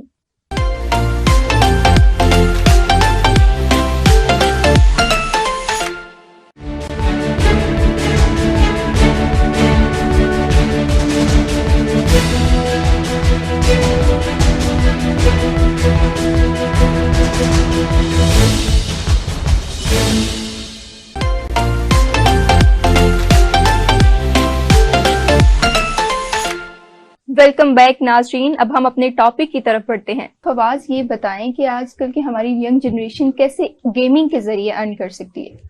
اس میں یہ ہے کہ اب مائنڈ سیٹ چاہیے ہوتا ہے, آپ کو لیڈرشپ آنی چاہیے نمبر 1. دوسرے انوویٹر مائنڈ سیٹ ہونا چاہیے. آپ کو دنیاوی جو ٹرینڈز آ رہے ہیں اس گیمس کو فوکس کرنا چاہیے موسٹلی. جیسے اگر دنیا میں مختلف ٹرینڈز ہر وقت نئے نئے گیمز انوویٹ ہو رہی ہوتی ہیں, لوگوں کے شوق بدلتے رہتے ہیں, تو اس کو کوپ کرنا ہوتا ہے. آپ کو اس طرح سے گیمز بنانی پڑتی ہیں انٹرنیشنل اسٹینڈرڈ کی, اور بس جتنا تھا مارکیٹ کر لیں گے اس کو آپ, اتنے اچھے آپ کو ریونیو ملنا شروع ہو جائے گا. بس اپنے انٹرسٹ کو آپ جتنا اچھا امپلیمنٹ کر لیں گے اتنا اچھا آپ کو گین ملتا رہے گا. تو اسی کو اچھا, یہ آپ کو جب اپنی گیمنگ کمپنی اسٹارٹ کی تو آپ کو اپنا فیملی سپورٹ فل ملا؟ 100%. ہم لوگوں کو اس سے پہلے بھی ہمارے پیرنٹس تھے نا, وہ بزنس کے بارے میں بڑا پڑھاتے تھے, لائک ابھی بزنس کافی بزنسز کا انٹروڈکشن دیا, فارمز تک کا, پولٹری فارم, سارے فارمز کا تک کا انٹروڈکشن دیا انہوں نے ہمیں. تو اس سے پھر جب ہمارے اس میں بھی انٹرسٹ آیا تو وہ ہمیں انویسٹمنٹ دینے کو بھی تیار تھے, ہمیں ماڈل سپورٹ بھی انہوں نے دی, ساتھ میں وہ مشورے بھی دیتے تھے کہ اس مارکیٹ کرنی ہے تو ایسے کر لو, کیونکہ ان کا ایکسپیرینس زیادہ ہے ہم سے, تو وہ مشورے دیتے تھے, آگے وہ ہمیں چھوڑتے تھے فیلڈ ورک کے لیے کہ آپ ایسے کرو. تو اس میں ہمیں ان کی کافی سپورٹ تھی. جیسے آپ نے گیمنگ کمپنی لانچ کی تو لوگوں کی اپنی رائے ہوگی کہ پتہ نہیں اس میں ارن کیا جا سکتا ہے یا نہیں کیا جا سکتا, تو آپ اس میں ارن کر سکتے ہیں, اچھا خاصا ارن کر سکتے ہیں. اب وہ ڈیپینڈ کرتا ہے آپ کی آڈینس کے اوپر. اگر آپ پاکستانی آڈینس کو ٹارگیٹ کرتے ہیں تو یہاں پہ ایک پورا سسٹم ہوتا ہے ان کا, جہاں سے گوگل کو ریونیو ملتا ہے وہ آگے فارورڈ کرتا ہے تھوڑا پرسنٹیج اپنے ڈیولپرس کو. تو پاکستان کے اندر کمپیریٹیولی کم ہے ورلڈ وائڈ انٹرنیشنل لیول سے, لیکن ان جنرل دیکھا جائے تو اچھا خاصا پیسے مل سکتے ہیں آپ کو اگر آپ اس کو رائٹ طرح سے مارکیٹ کریں اپنی گیم کو. فواز, آپ کی مزید مصروفیت کیا ہیں؟ گیمنگ کے علاوہ آپ کے اور کیا شوق ہے؟ میں اسپورٹس میں کافی انٹرسٹ ہے, میں کرکٹ کافی فالو کرتا ہوں اور خود بھی کھیلتا ہوں, اور دوسرا میں پڑھائی وغیرہ. کوئی کرکٹ اکیڈمی وغیرہ جوائن کی ہوئی ہے یا ویسے ہی آپ کھیلتے ہیں؟ نہیں, ہماری اپنی اکیڈمی ہے. اچھا. تو وہاں پہ ایسے جاتے ہیں, وہیں پہ کھیلتے ہیں سر. پھر تو آپ اچھے ٹرینر ہوں گے, ٹریننگ اچھی کر لیتے ہوں گے اپنی اکیڈمی سے. میں خود ہی سیکھتا ہوں, ٹریننگ تو نہیں کرتا ابھی تو مطلب, لیکن اچھا کھیل لیتا ہوں. اچھا کھیل لیتے ہیں. اچھا ثانیہ, آپ کا کیا شوق ہے گیمنگ کے علاوہ؟ گیمنگ کے علاوہ زیادہ میرا میڈیا میں انٹرسٹ ہے, اس لیے میں مارکیٹنگ وغیرہ زیادہ کرتی ہوں اس کی. ایک تو سوشل میڈیا یہ نہیں کہ مطلب جو انسٹا وغیرہ ہوتا ہے, سوشل میڈیا سرچ کرنا, وہ مارکیٹنگ اینڈ اسٹف ایک اس کے اندر ہے. ساتھ میں جو فزیکل ایکٹیویٹیز ہے, مجھے سوئمنگ, بیڈمنٹن, بائسیکل, وہ سارا کچھ بہت پسند ہے. اور اس میں سے سوئمنگ میں سب سے زیادہ فیوریٹ ہے میری. فیوریٹ ہے تو آپ کر لیتی ہیں؟ اچھی سوئمر ہے آپ؟ جی, خود ہی سیکھی تھی ویسے. خود ہی سیکھی تھی؟ ٹھیک ہے. اسی کے ساتھ میں بشارت اللہ ملک کے سے سوال پوچھتی ہوں دوبارہ, کہ آپ نے جو کہا کہ میٹرک میں ایک ایکسٹرا اور سال لگنا چاہیے تاکہ بچوں کو سکھایا جائے کہ پلمبر کیا ہوتا ہے, کیسے بنا جا سکتا ہے, اس کی وجہ کیا ہے کہ بچے پلمبر بنیں گے میٹرک کے بعد؟ عموماً ایسی بات کی جائے تو لوگ یہی الزام لگاتے ہیں کہ آپ, ہم تو کہتے ہیں انجینئر بنے تو آپ ان کو ڈاکٹر بنے, انجینئر بنے, آپ پلمبر بنیں گے. یہ ان کا تو ہے. بات یہ نہیں ہے, جو پلمبر بنے گا نا وہی انجینئر بنے گا. سارے نہیں بنیں گے, لیکن کسی کے پاس کوئی اسکل ہوگی. کوئی پلمبر بیسک بنے گا, کوئی سپروائزر لیول کا پلمبر بن جائے گا جیسے وہ ایسوسیٹ انجینئر کہتے ہیں, اور پھر ایک کوئی انجینئر بن جائے گا. لیکن ان کو ایک آئیڈیا ملے گا کہ یہ فیلڈ ہے اور اس میں جس کا جدھر انٹرسٹ ہوگا وہ نکل جائے گا, and they will excel in that. تو اس صرف بات پلمبر کی نہیں ہے. جوتا بنانا یہ اتنی بڑی اسکل ہے, آپ اتنا بڑا کام کر سکتے ہیں. باہر کی دنیا انتظار میں آپ چمڑے کی چیزیں ان کو بھیجیں, اور ہم یہاں پہ ہمارے پاس اسکلفل لوگ ہیں. اچھا, اب یہ دیکھیں کہ ابھی ہم بہت زیادہ کمی کے باوجود, ایک میرے دوست ہیں فٹ لیب والے, میں نے ان سے وسیم سے بات کی. میں نے کہا یار چائنا چھا گیا ہے ہر چیز پہ, اور جوتے میں بھی وہ چھا گیا. تو اب ہم کیا کر رہے ہو, تم کیا کر رہے ہو, تم کیا کر رہے ہو, تمہارا کام کیسے چل رہا ہے؟ انہوں نے کہا کہ چائنا چھا گیا ہے لیکن سستے جوتے میں چھا گیا. یہاں پہ اکانومی آف اسکیل کی وجہ سے وہ سستا. کہتا ہے جو ایکسپینسو جوتا ہے اور فیشن ویئر ٹائپ ہے, جو اصل میں جس کی ویلیو ہے, اس میں ہم ہی آگے ہیں, وہ نہیں ہے. کیونکہ بہت ساری چیزیں جو ہم اپنے ہاتھ سے کرتے ہیں ان کے پاس نہیں. چائنا نے بڑی کوشش کی کہ کسی طریقے سے کہ جو فٹ بال ہے اس کا آخری ٹانکا لگا دے. وہ ہاتھ سے بنتا ہے اور ہاتھ سے وہ نے مشینی بنانی شروع کر دی ہے, لیکن وہ جو 64 اس کے نا ٹکڑے ہوتے ہیں جوڑنے, اور اس کا آخری ٹکڑا جوڑنا سب سے مشکل ہے کیونکہ اس کو الٹا کر کے جوڑا جاتا ہے. تو آخر میں وہ سیدھا کر کے جوڑنا ہے کہ اس کے اور کوئی رستہ نہیں. تو آخری جو ٹانکا ہے یا آخری جو اس کا ٹکڑا ہے وہ لگانا سب سے مشکل ہے, اور وہ ایکسل نہیں کر سکے. وہ ہمارے پاس سیالکوٹ میں بندے, اور بہت ساری چیزیں ہیں جہاں ہم ایکسل کرتے ہیں. اور یہ جو ہے کہ یہ ڈر نہ رکھیں کہ ہم مستری بنا دیں گے تو انجینئر نہیں بنیں گے, ہم کمپاؤنڈر بنا دیں گے تو ڈاکٹر, انہی میں سے نکلے گا. اور بلکہ وہ جو ہوں گے ان کو جو پریکٹیکل ایکسپیرینس ہوگا نا ہاتھ سے کام کرنے کا, وہ بہتر لوگ ہوں گے. اور میں نے دیکھا ہے کہ بہت سے ڈاکٹر آصف چودھری تھے UCH میں نے دیکھا کہ جس وقت پلسٹر کرنا ہوتا ہے کسی کو, وہ آرتھوپیڈک سرجن تھے, تو پلسٹر کرنا ہے تو پلسٹر وہ کمپاؤنڈر یا لوور لیول کے بندے سے نہیں کرواتے تھے, وہ خود کھڑے ہو کر کرتے تھے. وجہ کہ وہ پلسٹر ایک بڑی چیز ہے کہ اس کی ہڈی چڈی سیدھی رہے. تو بات یہ کہ if you don't know how to do the things with your own hands, اور آپ بڑے لیول کے ڈاکٹر یا انجینئر یا کچھ بھی بن گئے, تو آپ اتنے کامیاب نہیں ہوں گے جو اپنے ہاتھ سے کھڑے ہو سکتے. ڈاکٹر بشیر تھے نیورو سرجن, وہ 18 گھنٹے کھڑے ہو کے آپریشن کرتے تھے, اور دنیا کے سب سے مشکل آپریشن ہے یہ والا نیورو سرجری سب سے مشکل ہے, کیونکہ ذرا ادھر سے ادھر ہاتھ ہو گیا تو بندہ پیرالائز ہو جاتا ہے. تو وہ اپنے وقت میں بڑے کامیاب تھے. The thing is you have got to do things with your own hands also. صرف بات یہ ہے کہ ہم کریٹیوٹی ہماری خراب ہو گئی. آپ کریٹیو لوگ پیدا کریں اور نئے آئیڈیاز کو اپریشیٹ کرنا سیکھیں. اور ہمارا یہ مسئلہ ہے کہ ہم جب کسی کو کوئی بندہ نیا آئیڈیا دیتا ہے تو ہم اس کو ریڈیکیول کرتے ہیں اور تماشا لگاتے ہیں. ماں باپ بچوں کا ریکارڈ لگاتے ہیں. جن کے ماں باپ بچوں کا ریکارڈ نہیں لگاتے اور ان کو انکریج کرتے ہیں وہ یہاں آج بیٹھے ہیں. اور جن کے ماں باپ بچوں کو تینوں کی پتا وہ چھاڑو موٹیویٹ کرنا چاہیے بچوں کو. یہ بچہ ہے بچے نو کی پتا. یہ جو لینگویج ہے ہماری تو بچہ بالکل ٹھوس ہو جاتا ہے. کانفیڈینس بنتا ہی نہیں. ہمیں اپنے ایٹیٹیوڈز پہ بڑا کام کرنا چاہیے. بیسکلی پیرنٹس ہی بچوں کو کانفیڈنٹ کرتے ہیں تاکہ وہ آگے بڑھ سکیں. میں چاہتی ہوں کہ آپ نے جو میرے ساتھ بیک سٹیج ایک وہ معاملہ ڈسکس کیا شادہ نامی لڑکے کا, تو آپ وہ میری آڈینس سے آپ ڈسکس کریں تاکہ میری آڈینس مزید موٹیویٹ ہو. اچھا, یہ شادہ یہ کیس ہے. شادہ اصل نام تو اس کا شاید ارشاد ہے. اور یہ ایک بچہ تھا چھوٹی عمر کا, اس کے پلے کچھ نہیں تھا. تو وہ جہاں کام کرتا تھا وہ جو مستری تھا, جس طرح چھوٹے بچوں کے ساتھ ڈیل کرتے ہیں, تو اسے کچھ نہیں ملتا تھا. اور وہ کیا کرتا گھر میں بھوک یہ وہ. اس کو جنہوں نے یہ سٹوری سنائی, میں نے نہیں کیا, لیکن انہوں نے اس کو نا 2-3 ہزار روپے کا نا ایک موبائل فون لے دیا اور اسے کہا کہ موبائل فون اپنے پاس رکھو اور تمہارے پاس سائیکل موٹر سائیکل ہونی چاہیے کہ جب کسی کی گاڑی خراب ہو کچھ ہو تو وہ تمہیں فون کرے تو تم بھاگ کے اس کی جا کے گاڑی ٹھیک کر دو, یا اس کو روڈ وردی ایک دفعہ کرو چلا کے وہ وہاں پہ. اب وہ ساتھ کچھ لوگوں کو کہہ بھی دیا کہ یار یہ بچہ, ہی اسٹارٹیڈ ود دیٹ. اب اس کی اپنی ورک شاپ ہے.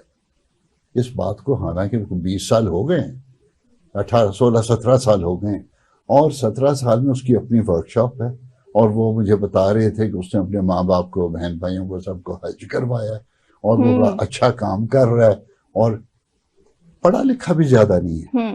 لوگوں کو انیبل کرنے کی بات ہے, سپورٹ کرنی. اچھا, ایک اور چیز آپ کو بتاؤں, جس وقت بھی آپ بچوں سے بات کریں, اسٹوڈنٹ سے بات کریں, وہ ایک مایوسی کریں, وہ جی کیا کریں, کیپٹل نہیں, پیسے نہیں. اب ان کے ماں باپ نے سپورٹ کی ہے پیسوں سے ان کی, لیکن کتنے کروڑ روپے دیے انہوں نے, کتنے لاکھ دیے, کچھ ہزاروں میں دیا ہوگا. اور جو ہزاروں میں کام سٹارٹ نہیں کر سکتا نا, وہ کروڑوں میں بھی نہیں کرے گا. سب سے ان امپورٹنٹ ایریا جو ہے نا, وہ کوئی بھی بزنس سٹارٹ کرنے کا ہے, وہ capital. Ideas are more important. ان کے پاس کیا چیز ہے, آئیڈیا ہے, اور آئیڈیا پہ چل رہے ہیں. پیسے تو آ جاتے ہیں. جن لوگوں کے پاس پیسے کروڑوں ہیں, آئیڈیا نہیں ہے, وہ کروڑوں روپے ضائع کرتے ہیں. جن کے پاس آئیڈیا ہے, پیسے کروڑوں نہیں ہیں, ان کے پاس پیسے آ جاتے ہیں. اور یہ بات ایک یہ بھی مائنڈ سیٹ چینج کرنے کی ضرورت ہے. اور یہ جنرلی مجھے تو پتا ہے, بچوں کے ساتھ میرا ڈیل کرتا رہتا ہوں, ہر بندہ ایک ہی چیز میں پھنسا ہوا ہے کہ جی کیپٹل نہیں ہے, فلانا کام. اچھا, کسی ملک سے بات کریں, کوئی لون لے لیں, چائنا سے بات کریں, وہ یار 10-20-50 لاکھ روپیہ لگنا ہے, تم نے ایک پارک بنانا ہے, چائنا سے بات کرنے کی بات کر رہے ہیں. یہ جو آپ کا ہے نا, یہ سگیاں پل کے ساتھ یہ وہ ایک پارک بنا ہے, اس پارک کے اوپر جس لڑکے کے ماں باپ کی زمینیں وہ لے رہے تھے, تو اس نے کہا جی کام رکا ہوا ہے, کیپٹل نہیں ہے, سنا ہے چائنا سے بات کر رہے ہیں. میں کہا پیسے کتنے لگیں گے, کچھ کروڑ. میں کہا تمہیں شرم نہیں آتی یہ بات کرتے ہو؟ تم ڈیفینس میں کوٹھی 10 کروڑ کی لے لیتے ہو, اور 10 کروڑ میں تم پارک نہیں بنا سکتے جس سے تمہیں انکم بھی آنی.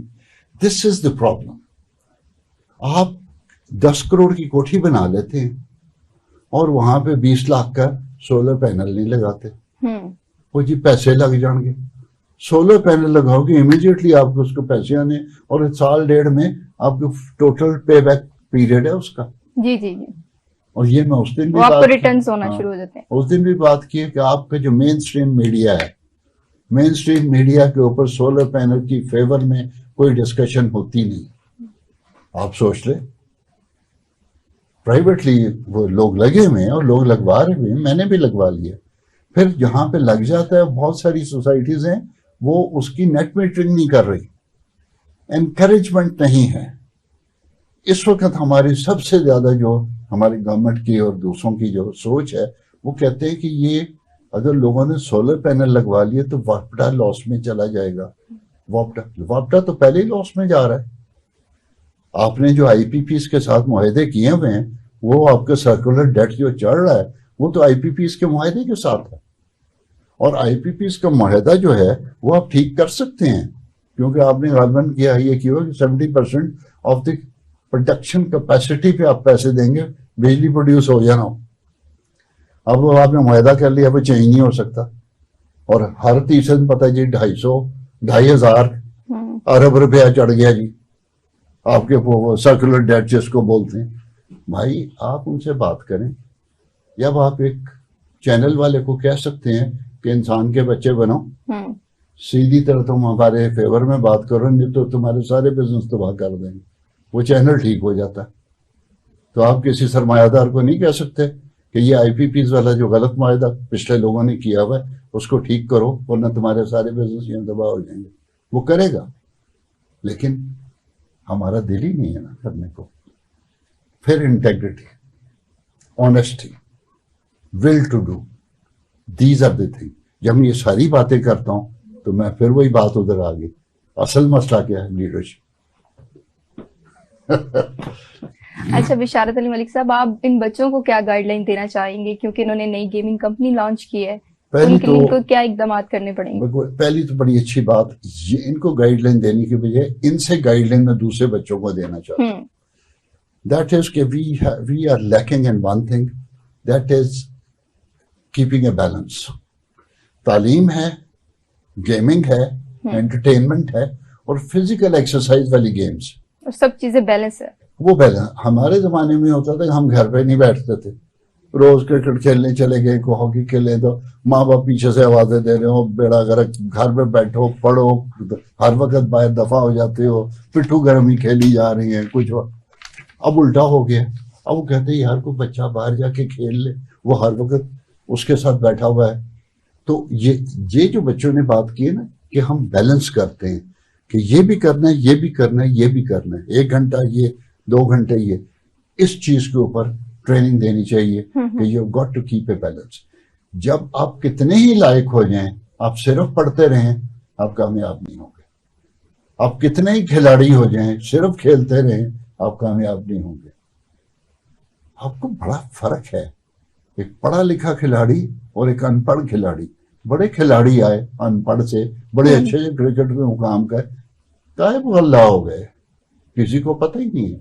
جو سب پڑھے لکھے کھلاڑی تھے وہ ایک وہ رمیز راجہ تھا, رمیز راجہ اس کا نام بنا, کمنٹری کرتا تھا, اور اس کے اسی طرح 1-2 اور نام میں ان کے کھلاڑیوں کا نام لوں گا تو آپ کے پر جلنے شروع ہو جائیں گے. تو بات یہ ہے کہ ہمیں یہ دیکھنا ہے کہ education, games and this ideas and social media and little business for children of this age. یہ 16, 17, 18 سال کے بچہ کوئی کام کر رہا ہوگا وہ زندگی میں کامیاب ہوگا انشاءاللہ. اچھا ثانیہ اور فواز, آپ ینگ جنریشن کو کیا پیغام دینا چاہو گے؟ پہلے تو ثانیہ آپ بتاؤ.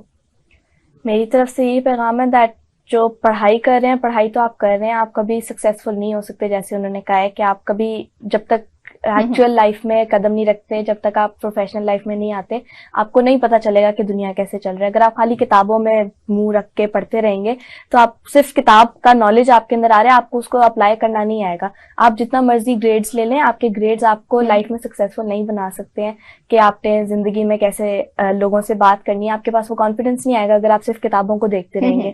کتابوں سے بات کرنے سے آپ کے پاس دوسروں سے بات کرنے کا کانفیڈینس نہیں آئے گا. تو آپ کو باہر جا کے دوسروں سے بات کرنی آنی چاہیے, ڈیلنگ کرنی آنی چاہیے. تو اس میں ان کو لانا چاہوں گی کہ آپ صرف پڑھائی نہ کریں, آپ کے گریڈز آپ کو کہیں نہیں لے کے جائیں گے اگر آپ کے پاس باہر کا نالج نہیں ہوگا. تو بس. اور فواز آپ کا کیا میسج ہے؟ میں یہ میسج دوں گا کہ آپ لوگ جو بھی آپ کو آئیڈیا آتا ہے نا اس پہ ورکنگ پوری کر کے منائے لوگوں کو, کہ آپ کے پیرنٹس کو منائے, سب کو منائے کہ کام کریں, آپ کو ہیلپ کریں اس کے اندر, یا اگر کوئی ہیلپ نہیں کرتا خود ہی شروع کر دیں, کیونکہ ایک آئیڈیا ہی ہوتا ہے اس کو لے کے آگے ترقی کرتے ہو. تو بس وہی آئیڈیا کے اوپر کام کرو اپنے. تو بشارت علی ملک صاحب, آپ کا کوئی ان بچوں سے سوال, کیونکہ انہوں نے نئی کمپنی لانچ کیا اور ہماری ینگ جنریشن آج کل کی بہت تیز ہے, اگر سکھاتی ہے اپنے بڑوں کو, تو آپ کا کوئی ان سے سوال؟ ये तो खुद माशाल्लाह मॉडल हैं और इनसे तो बस यही कहूँगा कि what ever you are doing please keep on propagating, और इसमें ये ना सोचें कि आपके सामने कंपेटिटर आ जाएंगे, वो कंपेटिटर नहीं आएंगे, वो सपोर्ट होगी और वो पाकिस्तान की सपोर्ट होगी। इस वक्त जो हमारे मसाइल में एक मसला है, हम दो से 3 अरब डॉलर के लिए नाक रगड़ते हैं IMF के, और वो हमें ये करो वो करो, बिजली बढ़ाओ फलाना बढ़ाओ। यार ये 2-3 अरब डॉलर क्या है? कुछ एक्शन हम लें। और वन ऑफ द थिंग्स मैं थोड़ा सा आपको बता ही दूं, सऊदी अरब की जो टोटल ऑयल एक्सपोर्ट है per annum approximately it is $110 billion. हमारा टोटल कर्जा $110 बिलियन। उनकी 1 साल की इनकम में कर्जा उतर जाता है। लेकिन उसी सऊदी अरब के साथ मुकाबले में हम देखें तो जो IT एक्सपोर्ट इंडिया की है वो $140 बिलियन है। इंडिया के पास ना तेल है ना कुछ और है, वही बंदे हैं और आइडियाज हैं और IT की सपोर्ट है, और वो $140 बिलियन कर रहा है। इसीलिए तो पैरों पे खड़ा हो गया। हमारे क्या है, हमारे पास ह्यूमन रिसोर्स है, स्किलफुल है, आगे थोड़ी सी हम उनके स्किल बढ़ाएं, उनके आइडियाज को हम प्रमोट करें और उनको कॉन्फिडेंस दें, और हम अगर $140 बिलियन छोड़ दो, $50 बिलियन पे चले जाएं। इस वक्त हमारी जो है ना टोटल IT एक्सपोर्ट वो $3.5 बिलियन है, वो भी काफी है एक लिहाज से। लेकिन हम अगर इसको $50 बिलियन पे ले जाएं, जो कि जा सकती है, उसके लिए ना तो अमेरिका से कोई मशीन मंगवाने की जरूरत है, ना कोई हमें 10 साल की कोई ट्रेनिंग की जरूरत है। हमारे बच्चे ऑलरेडी तैयार हैं और वो साथ काम करते करते तैयार हो जाएंगे। सिर्फ इसको इनकरेज करें और सपोर्ट करें। I tell you with in 1 to 2 years हम इस काबिल हो जाएंगे कि हम कर्जे वर्जे लेने के बजाय कर्जे उतार भी दें और लोगों को हम कर्जे देना शुरू कर दें। And this is what you should do, कि आप इसके लोगों को मोटिवेट करना शुरू करो, मोटिवेशनल स्पीकर भी बन जाए, और अपने स्कूल्स में दूसरे स्कूलों में जाके उनको बताएं कि what you are doing and they should also adopt that. सिर्फ गेमिंग नहीं, और भी बहुत सारे एरियाज इसमें हैं। तो इससे यह है कि व्हाट विल हैपन इज कि Pakistan will be A prosperous Pakistan. तो हम लीड करें, और अमीर आदमी और गरीब आदमी की दोस्ती नहीं होती। अमीर आदमी और गरीब आदमी में आप ये नहीं कह सकते कि दोनों की इज्जत बराबर होगी। आपके पासपोर्ट की इज्जत तभी होगी जब आप पैरों पे खड़े होंगे और आपको हर साल जाके मांगना नहीं पड़ेगा। फिर मैं कहता हूँ ये काम किसका? लीडरशिप का। और लीडरशिप में हमारे प्रॉब्लम है। विल टू डू नहीं है। Thank you. फवाज, आप जैसे आप कहते हो कि मेरा क्रिकेट में भी बहुत शौक है, तो आपका फेवरेट खिलाड़ी कौन है? अगर आप पाकिस्तान में रहते तो बाबर आजम पसंद नहीं है तो मतलब पाकिस्तानी नहीं है एक तरह से, तो बाबर आजम ही है जो सबके दिलों पर छाया है। अच्छा, बाबर आजम आपको पसंद है, उसकी क्या चीज आपको पसंद है, उसके खेलने का कौन सा अंदाज आपको पसंद है? उसका तो जब वो बैट पकड़ता है तो अच्छा लगना शुरू हो जाता है। तो कुछ ऐसा नहीं जो ना पसंद हो, बस वही as an individual as a sportsman होगा सब बहुत अच्छा लगता है वो। अच्छा, तो क्रिकेट में आपका रोल मॉडल वो है जी। और आपका? मुझे इसने बाबर आजम में बहुत इन्वॉल्व कर दिया, दिखा दिखा के कि ये देखो ये हो रहा है वो हो रहा है। वैसे मैं शाहीन अफरीदी भी पसंद था मेरे काफी, जैसे क्रिकेटर्स को देख देख के जो करंट फेवरेट जा रहा होता है वो होते रहते हैं। आजकल की लड़कियों को नसीम शाह बहुत पसंद है, तो आपको नहीं पसंद? नहीं, इतना वो नहीं अच्छा लगा। अच्छा। मैं परफॉर्मेंस के हिसाब से कह रही हूँ कि मतलब शाहीन अफरीदी फिर इसने मुझे दिखाया। अच्छी है वैसे नसीम शाह की, वो भी नया आया है ना। आप खुद भी खेलती हो क्रिकेट? ये बॉलिंग करा दे तो खेल लेती हूँ। अच्छा, कोई दूसरा कराए तो नहीं खेलती?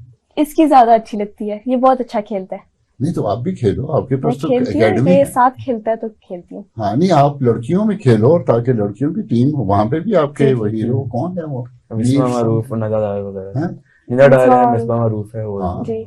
आप उसमें may be you can Excel. मेरा क्रिकेट से ज्यादा वैसे बैडमिंटन में शौक है, खेलने में। ओके, कोई भी खेलो, ठीक है। अच्छा, तो सानिया का तो पहले तो बहुत शुक्रिया, आज इसकी बर्थडे थी और इसने अपनी बर्थडे में हमें टाइम दिया। Happy birthday Sania. और माशाल्लाह से आपकी एज तो मैं नहीं पूछूंगी तो आप अपनी बर्थडे कैसे एंजॉय करेंगी? मैं अभी इसके बाद फ्रेंड्स के साथ बाहर जा रही हूँ, फिर शाम को फैमिली के साथ टाइम स्पेंड करना है। अच्छा, शाम में फैमिली के साथ टाइम स्पेंड करना है. तो आप दोनों की इकट्ठे तो नहीं होती बर्थडे? नहीं नहीं, ये एक साल छोटा है मेरे एक से. साल छोटा है. अच्छा, लगता है बड़ा है. अच्छा, जी, जी. अच्छा. ठीक है. अच्छा बिशारतुल्लाह मलिक साहब, एज अ कॉर्पोरेट ट्रेनर आप सोसाइटी को क्या मैसेज देना चाहेंगे? सोसाइटी को मैसेज एक ही है, बल्कि वो लोग जो कि काम कर रहे हैं बिजनेसेस में, they should try to improve their soft skills. वो कहते हैं कि it is very hard to learn soft skills. Soft skills क्या हैं? To be a good human being. आपकी कम्युनिकेशन स्किल्स, आपकी प्रेजेंटेशन स्किल्स, आपका बिहेवियर, आपका पॉजिटिव एटीट्यूड, नेगेटिव एटीट्यूड को ख़त्म करना, एनेबलर एटीट्यूड बना लेना, लोगों को सपोर्ट करना, मुस्कुराना और अफसर बन के अफसरी न जताना, और हर वक्त ह्यूमिलिटी कायम रखना. और इस चीज़ को वो जिसको हम कहते हैं ना खुदी ये है कि अगर आप कमज़ोर हो तो डीमोटिवेटेड फील ना करो, और अगर ताकतवर हो तो ओवर कॉन्फिडेंट हो के तकब्बुर ना करो. ये दरमियान में एक जो पतली लाइन है उसके ऊपर आने की कोशिश करो. And anybody who is not a good human being, he can not be a good marketer and he can not be a good businessman. One has got to be a good human being. और अगर आप एक अच्छे इंसान नहीं हैं तो आप एक अच्छे मुसलमान नहीं, और एक अच्छे मुसलमान नहीं है तो ना आप दीन के हैं ना दुनिया के. जो अच्छा एम्प्लॉय है, ये अच्छा काम करने वाला है, बिजनेसमैन है, वही अच्छा खामंद है, वही अच्छा बाप है, और वही अच्छी माँ है, और वही अच्छी बहन है. आप ये देख लीजिए, वो बिल्कुल वही स्किल्स या वही सॉफ्ट स्किल्स जिनको मैं कह रहा हूँ, एटीट्यूड वाइज या माइंड सेट वाइज, अगर वो हमारे मुल्क में ठीक हो जाए तो यहाँ खुशियाँ ही खुशियाँ. और अगर वो ना ठीक हुआ जैसे अभी नहीं है तो यहाँ रोज झगड़े ही झगड़े. तो वे इस चीज़ पर गौर करें, जो भी सुन रहे हैं, तो they should try to improve their soft skills. तो जो दूसरी हार्ड स्किल्स हैं वो तो आपने करनी, इन दोनों को साथ लेके चलो. इसी के साथ सुब स्पेशल प्रोग्राम का इख्तिताम होता है. अपनी होस्ट सानिया बुखारी को इजाजत दीजिए. अल्लाह निगहबान.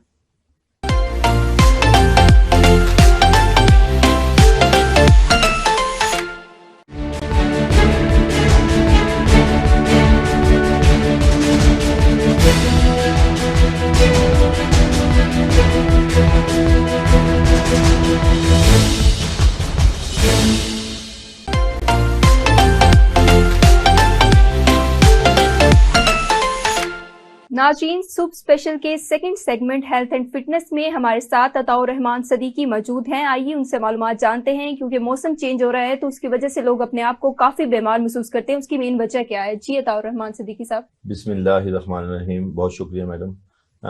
बेसिकली जब मौसम का तगय्युर तबदुल आता है या क्लाइमेटिक चेंजिंग आती है तो हम लोग अपने आप को मौसम के मुताबिक चेंज नहीं करते और इसी वजह से बीमारियां पैदा होती हैं. देखें, जैसे मौसम चेंज हो, हमें अपनी खुराक के अंदर तब्दीली लानी चाहिए, अपने लिबास के अंदर तब्दीली लानी चाहिए और अपने लाइफस्टाइल को चेंज करना चाहिए. जो लोग अब इन चीज़ों के ऊपर अमल करते हैं वो सेहतमंद रहते हैं. एक चीज़ आपको ये बताता चलूँ कि जो क़ुव्वत मुदाफ़ियत जिस बंदे की जितनी स्ट्रॉन्ग होगी वो क्लाइमेटिक चेंज में अल्हम्दुलिल्लाह सेफ रहेगा. और क़ुव्वत मुदाफ़ियत किन चीज़ों से बढ़ती है? तिब के अंदर बहुत से ऐसे अल्लाह पाक ने फल, ऐसी ग़िज़ाएं रखी हैं जो क़ुव्वत मुदाफ़ियत को बढ़ाती हैं. मिसाल के तौर पर जैसे ही गर्मी का मौसम है उसमें माल्टे हैं, किनू हैं, वो विटामिन सी का मुरक्कब है. और विटामिन सी का हमारी बॉडी में रोल जस्ट लाइक सीमेंट और एंटीऑक्सीडेंट प्रॉपर्टीज हैं इसकी. यानी आपकी बॉडी के अंदर कैंसर के जो जरासीम है उनका मुदाफ़ियाती निज़ाम को उनके बरखिलाफ स्ट्रॉन्ग रहता है. इसी तरह विटामिन ए जो इम्यून सिस्टम को इन्हांस करता है वो अमरूद में पाया जाता है. अल्लाह पाक ने अमरूद जो है इतनी बड़ी नेमत बनाई है. हम लोग चूंकि हरफे आम में तो यही समझते हैं कि कब्ज के लिए अमरूद का इस्तेमाल करते हैं, लेकिन कब्ज से हट के अमरूद के अंदर हजारों अमराज के में शफा को नफाजियत मौजूद है. अमरूद खांसी में भी फायदा देता है, अमरूद क़ुव्वत मुदाफ़ियत को भी बेहतर करता है और अमरूद जो है आपकी बॉडी का इम्यून सिस्टम भी स्ट्रॉन्ग करता है. इसके अलावा मैडम हमें ये चाहिए कि जैसे ही मौसम चेंज होता है तो सुबह के टाइम लोग एक्सरसाइज करें. और जरूरी नहीं, जो लोग हमारे अक्सर लोग कहते हैं कि जी हम मसरूफ हैं या हमारा जो लाइफ टाइप बड़ा हेक्टिक है, आप सुबह उठें अपने बेड के ऊपर ही 5-7 मिनट की जो फ्लेक्सिबिलिटी वाली एक्सरसाइज है, अपने पाँव की मूवमेंट है, अपने लेग्स को کی ہے, اپنے بازو کی ہے, کھڑے ہو کے 5-7 منٹ کر لیں تو اس سے کیا ہوگا, آپ کے ناخن سے لے کے بالوں تک بلڈ سرکولیٹ ہو جائے گا, اور اس میں آپ کو بڑی آسانی ہوگی کہ پورا دن آپ کا بطریقہ ایسے گزرے گا. اچھا, جو لوگ صبح اٹھ کے ایکسرسائز نہیں کر سکتے, اس کے علاوہ مزید کیا کر سکتے ہیں؟ دیکھیں اس کے علاوہ صبح میں جو بریک فاسٹ ہے وہ واحد اللہ پاک نے نعمت بنائی ہے. دیکھیں اللہ پاک نے پوری کائنات جو ہے نا وہ ایک مخصوص اوقات کے گرد گھوم رہی ہے. ہمارے عالمیہ یہ ہے کہ لوگ لیٹ اٹھتے ہیں, اسی طرح ہمارے کھانے پہ لیٹ ہوتے جاتے ہیں, لیکن جو قدرت کا سسٹم ہے وہ صبح ارلی ان دا مارننگ جو آپ غذا کھاتے ہیں وہ جزء بدن بنتی ہے. لیکن انفارچونیٹلی وہ ٹائم جو ہمارا آرام کا ہوتا ہے اس میں ہم اپنے معدے پہ زور ڈالتے ہیں اور خوراک کا بوجھ ڈالتے ہیں, تو وہاں پہ بیماریاں پیدا ہوتی ہیں.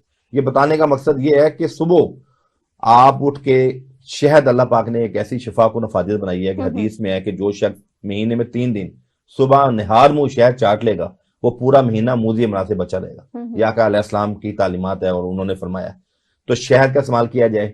اچھا, شہد گرم پانی میں بھی ملا کے پی سکتے ہیں. اس کے علاوہ آپ جو بھی ناشتہ ہے, مثلاً طبی ناشتہ ہم لوگ کہتے ہیں, جیسے بادام ہے, کشمش ہے, یہ بچوں کو آپ دیں, قوت مدافعت بہتر ہوگی, بچوں کے اندر انرجی آئے گی, امیونٹی اسٹرانگ ہوگی. ناشتہ لازمی کریں. میں تو پہلی بات یہ ہے کہ ناشتہ کیا کیا جائے یہ تو بہت دور کی بات ہے. اچھا, کچھ لوگ اپنی فٹنس کو مینٹین کرنے کے لیے صبح کو ناشتہ نہیں کرتے, تو اس کا نقصان لوگوں کو نہیں پتا, تو آپ لوگوں کو اس کا نقصان بتائیں. جی, میں آپ کو یہ بتا رہا ہوں کہ ناشتہ واحد ایسی غذا ہے 3 ٹائم کے کھانوں میں کہ جو جزء بدن بنتا ہے. اور پرانے وقتوں میں لوگ جو ہمارے کوہنا اور قابل طبیب تھے وہ کہتے تھے کہ صبح کا ناشتہ سیر ہو کے کھائیں, دوپہر کا ہلکا کھائیں اور رات کا بالکل ایسے جیسے بیماروں کی طرح کھائیں.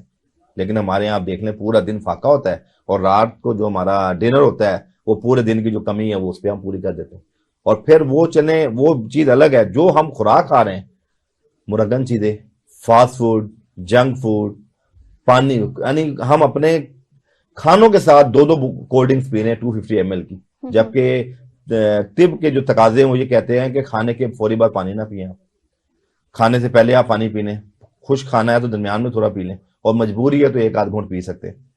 تو یہ حفظان صحت کی ایک بات ہے کہ جو کھانے میں پانی کی کوانٹٹی ہے وہ تقریباً کتنے ml ہونی چاہیے؟ دیکھیں MML کا تعلق نہیں ہے, بیسیکلی 3 حصہ ہوتا ہے. جب ہم انسان کھانا کھاتا ہے نا تو باڈی کو 3 حصوں کے ساتھ اپنے پیٹ کو بھرنا ہے. ایک حصہ غذا کا, ایک حصہ ہوا کا, اور ایک حصہ آپ کے اس کا پانی کا. جی, جو کھانے کے ٹائم ٹیبل ہے اس سے امیون سسٹم میں کیسے بہتری آ سکتی ہے؟ دیکھیں میڈم, آپ کبھی دیکھیں صبح جب آپ اٹھنے کی عادت بنائیں گے, اللہ پاک نے دن کام کے لیے بنایا اور رات آرام کے لیے بنائی, اور یہ آپ کبھی محسوس کریں گے کہ جیسی شام ہوتی ہے, رات ہوتی ہے, تو ہماری باڈی کے اندر ایک تھکان آنا شروع ہو جاتی ہے. وہ تھکان وہ ڈیزیز نہیں ہے, وہ قدرت کے عین مطابق ہماری باڈی ذوف کی طرف جا رہی ہے, آرام کی طرف جا رہی ہے. لیکن ہمارے یہاں لوگ فجر کے بعد سونے کے عادی ہیں. رات کے بارے میں یہ کہا گیا ہے کہ 11 بجے سے لے کے 3 بجے تک وہ قیمتی اوقات ہیں جس کے اندر ہماری باڈی کے اندر ریپیئرنگ ہوتی ہے. یعنی ہم نے پورا دن کام کاج کیا, سٹریس برداشت کیا, بزنس کا, بچوں کو پڑھایا, اپنی پوری ذمہ داریاں ہم نے ادا کی. رات 11 سے لے کے 3 بجے تک اللہ کا جو قدرت کا نظام ہے وہ باڈی کے اندر کا جو سسٹم ہے وہ ریپیئرنگ کر رہا ہوتا ہے. آپ کے مسلس کے اندر جو تھکاوٹ آپ کی, آپ کے نروز کے اندر, آپ کے برینز کے اندر, آپ کے نیورون کے اندر جو چینجنگ آئی ہے ان کی ریکٹیفیکیشن ہو رہی ہے, ان کی ریپیئرنگ ہو رہی ہے. لیکن انفارچونیٹلی ہمارے یہاں لوگ 11 سے لے کے 3 بجے تک موبائلوں پہ, ٹیلی ویژنز پہ یا گپ شپ پہ اپنا وقت گزار دیتے ہیں. اور یہاں پہ لوگ ہمارے ملک میں کیوں بیماریاں بڑھ رہی ہیں؟ کیونکہ ہم لوگ راتوں کو جاگ رہے ہیں اور دن میں سو رہے ہیں. جی, موسم چینج ہونے کے ساتھ بچوں میں نزلہ زکام کا بہت ایشو آ جاتا ہے, ان سے بچنے کی کیا احتیاطی تدابیر ہیں؟ دیکھیں میڈم, بچوں میں سب سے پہلی چیز یہ ہے کہ ٹھنڈا پانی, جو کہ ہم نے اپنے دسترخوان, اپنے گھروں کی زینت سمجھا ہوا ہے, ٹھنڈا پانی نہایت مضر ہے صحت کے لیے. یہ آپ کی شریانوں کو تنگ کرتا ہے, اور جتنے ہمارے یہاں فالج کے ایشوز, پیرالائسز, فیشل پیرالائسز یا نروس بریک ڈاؤن کے ایشوز ہیں, یہ سارے شریانے تنگ ہونے کی بیماری ہیں.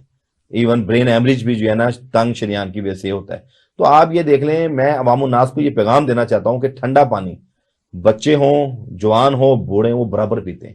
تو اتنا پانی, یا گھڑے کا پانی پی لیں, گھڑے کا نہیں پی سکتے تو کم از کم اتنا پانی ہو کہ آپ کی باڈی اس کے ٹمپریچر کو برداشت کر سکے اور آپ کی نالیوں میں سکڑن نہ پیدا ہو. اور دوسرے آپ نے جو عرض کیا کہ بچے نزلہ زکام سے کیسے بچ سکیں, دیکھیں بچوں کو اس میں ہمارے ہاں بڑی طب کے اندر بہت زبردست چیزیں ہیں. جیسے کہ ہمارے پاس ایک گاؤ زبان ایک بوٹی ہے اور ایک گلے گاؤ زبان، اس کا 2 ماشے کا جوشاندہ بچوں کو دے دیا جائے تو وہ بچے نزلہ زکام میں نہیں آئیں گے. اسی طرح ہمارے یہاں کچھ شربت بنفشہ بھی بنتا ہے انہیں چیزوں کا، بنفشہ کے پھول کا. وہ ایسی زبردست چیز ہے کہ موسم جیسی چینج ہو والدین ہربل دوائی کو حفظ ما تقدم بھی دے سکتے ہیں. اللہ پاک نے، کیونکہ ہربل دوائی نیچرل دوائی قدرت کے مطابق ہے. پھر جن بچوں میں اگر امیونٹی ویک ہے ان کو آپ کھجور کا استعمال کروائیں. کھجور ایسی زبردست اللہ پاک نے نیوٹریشن بچوں کے لیے بنا دیا ہے کہ اس کے اندر تمام وائٹامنز، تمام منرلز موجود ہیں. جو بچے کھجور کھائیں گے الحمدللہ ان کی قوت مدافعت بہتر ہوگی اور امیون سسٹم ڈاؤن ہونے سے ہی نزلہ زکام ہوتا ہے. جو لوگ اپنی فٹنس کو مینٹین کرنا چاہتے ہیں ان سب چیزوں کو ساتھ لے کے وہ اپنی فٹنس کو کیسے مینٹین کر سکتے ہیں؟ میڈم دیکھیں، فٹنس کو مینٹین کرنے کے اندر لائف سٹائل بہت کاؤنٹ کرتا ہے. لائف سٹائل سیڈنٹری نہ ہو آپ کا کہ کھایا پیا بیٹھ گئے. ہم یہاں تک کہتے ہیں کہ بد پریزی اتنی خطرناک چیز نہیں ہے جتنی بے احتیاطی ہے. بے احتیاطی کیا ہے؟ بے احتیاطی یہ ہے، آپ بھوک کی حالت میں اگر آپ 5-7 گھنٹے فاسٹنگ کے بعد آپ کو بھوک لگ رہی ہے، آپ بد پریزی کر لیں گے نا تو طب اس کو جائز کہتی ہے. لیکن یہاں ہمارا المیہ یہ ہے کہ کھانے کے اوپر کھانا کھایا جاتا ہے. اور کھانا چاہے آپ پرہیزی کھا لیں، آپ ٹینڈے کھا لیں، کدو کھا لیں، توریاں کھا لیں، جو کا دریا کھا لیں، لیکن آپ نے کھانا کھا کے وہیں پہ بیٹھ گئے ہیں تو وہ آپ کے لیے کئی بیماریوں کا پیش خیمہ ثابت ہو سکتی ہے. تو فٹنس اسی صورت میں ہوگی کہ جب آپ جو چیز کھا رہے ہیں، جتنے کیلوریز آپ نے باڈی میں کھائے ہیں اس کو برن کیا جائے. وہ ایکسرسائز کے ذریعے، آپ اپنی ورکنگ کے ذریعے، یا اپنے آپ کو متحرک رکھ کے، تو اس سے آپ کو جنرل فٹنس بہت حاصل ہوگی. جب ہم اپنے امیون سسٹم کو بہتر بنانے کے لیے کون سی خوراک کا زیادہ استعمال کریں جس سے ہمارا امیون سسٹم بیٹر رہے؟ امیون سسٹم میں ابھی میں نے عرض کیا کہ رات کو سونا امیون سسٹم کوئی آرگن نہیں ہے. پہلی چیز آپ کو یہ کلیئر ہونا چاہیے، کسٹمر عوام کو ہم یہ بتاتے ہیں امیون سسٹم کوئی آرگن نہیں ہے. امیون سسٹم ایک پورے وائٹل سسٹم کو کنٹرول کرتا ہے جو ہماری جنرل ہیلتھ ہے. رات کو نیند پراپر لیجئے حفظان صحت کے مطابق. صبح ارلی ان دا مارننگ اٹھ کے ناشتہ کریں، ناشتے میں ملٹیپل چیزیں ہوں. جیسے ہر پھل، ہر سبزی، ہر اناج ہر شخص کو سوٹ نہیں کرتا، اسی طرح جو آپ کا مزاج ہے اس کے اکارڈنگلی اپنی ڈائٹ لیں. مثال کے طور پہ اکثر لوگ کہتے ہیں کہ جی ہم مثلا شکنجبین نہیں پیتے کہ ہمارے جو ہے نا بلغم بن جاتی ہے، یا ہم جوسز پیتے ہیں ہمیں بلغم بن جاتی ہے. تو ان لوگوں کے لیے ہم یہ کہتے ہیں کہ آپ 3 چیزوں کا پاؤڈر بنا لیں: کالی مرچ، کالا نمک اور سنڈ، جس کو زنجبیل کہتے ہیں عربی میں، سوکھا ادرک. اس تینوں چیزوں کو آپ 1 ٹی اسپون لے کے اپنا ایک پاؤڈر بنا لیں، اور آپ شکنجبین کے اندر آپ اپنا مثال کے طور پہ کوئی جوس پی رہے ہیں، اس کے اندر آپ ایک چٹکی ڈال دیں، اس سے بادی پن ختم ہو جائے گا، وہ آپ کو سوٹ کرے گا. یعنی ہر مزاج کے مطابق یہ چیزیں سوٹ کریں گی. اور امیون سسٹم کے لیے کھجور ہماری بہت اعلیٰ چیز ہے. امیون سسٹم کے لیے آپ کا جو ہے کھجور کا کوئی اسپیشل استعمال ہے کہ اس کو بس ڈیلی کھجور کے بارے میں دیکھیں، کھجور کے بارے میں بھی یہ ہے کہ آپ اس کا استعمال صبح نہار میں بھی 3 دانے کر سکتے ہیں. اس کا شیک بھی لے سکتے ہیں آپ، کھجور کا آپ دودھ میں ملا کے شیک بھی لے سکتے ہیں. کھانے کے بعد بطور سنت 3 دانے لے یا 2 دانے لے سکتے ہیں. کسی طریقے سے بھی استعمال کر سکتے ہیں. کھجور ایک واحد ایسی چیز ہے، دیکھیں عام شوگر باڈی کے اندر ایک میٹابولک سنڈروم کے بعد جا کے گلوکوجن میں کنورٹ ہوتی ہے، لیکن اللہ پاک نے اتنی لطیف غذائیت والی چیز کھجور بنائی ہے کہ جو فوری طور پہ ڈائریکٹ گلوکوجن بنتی ہے باڈی میں. یعنی آپ کے پاس جیسے ہم لوگ روزہ 18 گھنٹے 17 گھنٹے کی فاسٹنگ کے بعی جب ہم ایک کھجور کھاتے ہیں تو ہماری باڈی کو کیسی ایک توانائی ملتی ہے کہ ہم ایکٹیو ہو جاتے ہیں. ایک پانی اور ایک کھجور، یہ 2 چیزیں ایسی ہیں کہ ادھر ہماری ڈی ہائیڈریشن کی کمی پوری کرتا ہے پانی، کھجور ہماری نیوٹریشن کی ڈیفیشنسی کو پورا کرتا ہے. تو یہ اللہ پاک کی نعمت ہے. اچھا، جو شہد کا استعمال ہے یہ بہت مفید سمجھا جاتا ہے، اس کا کتنا استعمال بیٹر ہے؟ اور کچھ لوگ تو اس کا استعمال اس قدر کرتے ہیں کہ وہ ایکسٹرا ہو جاتا ہے، ہر چیز ایک تناسب سے اچھی لگتی ہے. اس کا کیسے اور کتنا استعمال بیٹر ہے؟ دیکھیں میں آپ کو ایک چیز بتاؤں کہ ہمارے یہاں ایک بہت بڑا المیہ ہے. ہم بہت زیادہ جب اسپرچولی کنورسیشن کرتے ہیں نا تو ہم بہت زیادہ اعتماد اور اعتقاد کو بیچ میں ڈال دیتے ہیں. آپ نے سوال کیا کہ شہد کچھ لوگ بہت استعمال کرتے ہیں. دیکھیں شہد، ایک بار ایک آپ صلی اللہ علیہ وسلم کے پاس ایک شخص آیا جس نے کہا کہ میرا پیٹ خراب ہے. آپ صلی اللہ علیہ وسلم نے فرمایا کہ آپ نا شہد استعمال کرو. اس نے استعمال کیا، اس کی تکلیف اور بڑھ گئی. پھر آپ صلی اللہ علیہ وسلم نے فرمایا کہ تم یہ شہد کا پانی پیو. تو پھر وہ دوبارہ آیا کہ آپ صلی اللہ علیہ وسلم میرا پیٹ اور مزید خراب ہو گیا.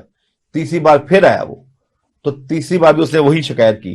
تو چوتھی بار آپ صلی اللہ علیہ وسلم نے کہا کہ شہد حق پہ ہے، تمہارا پیٹ جو ہے نا وہ سچا نہیں ہے، یعنی تمہارے اعتماد اور اعتقاد کا معاملہ آ گیا.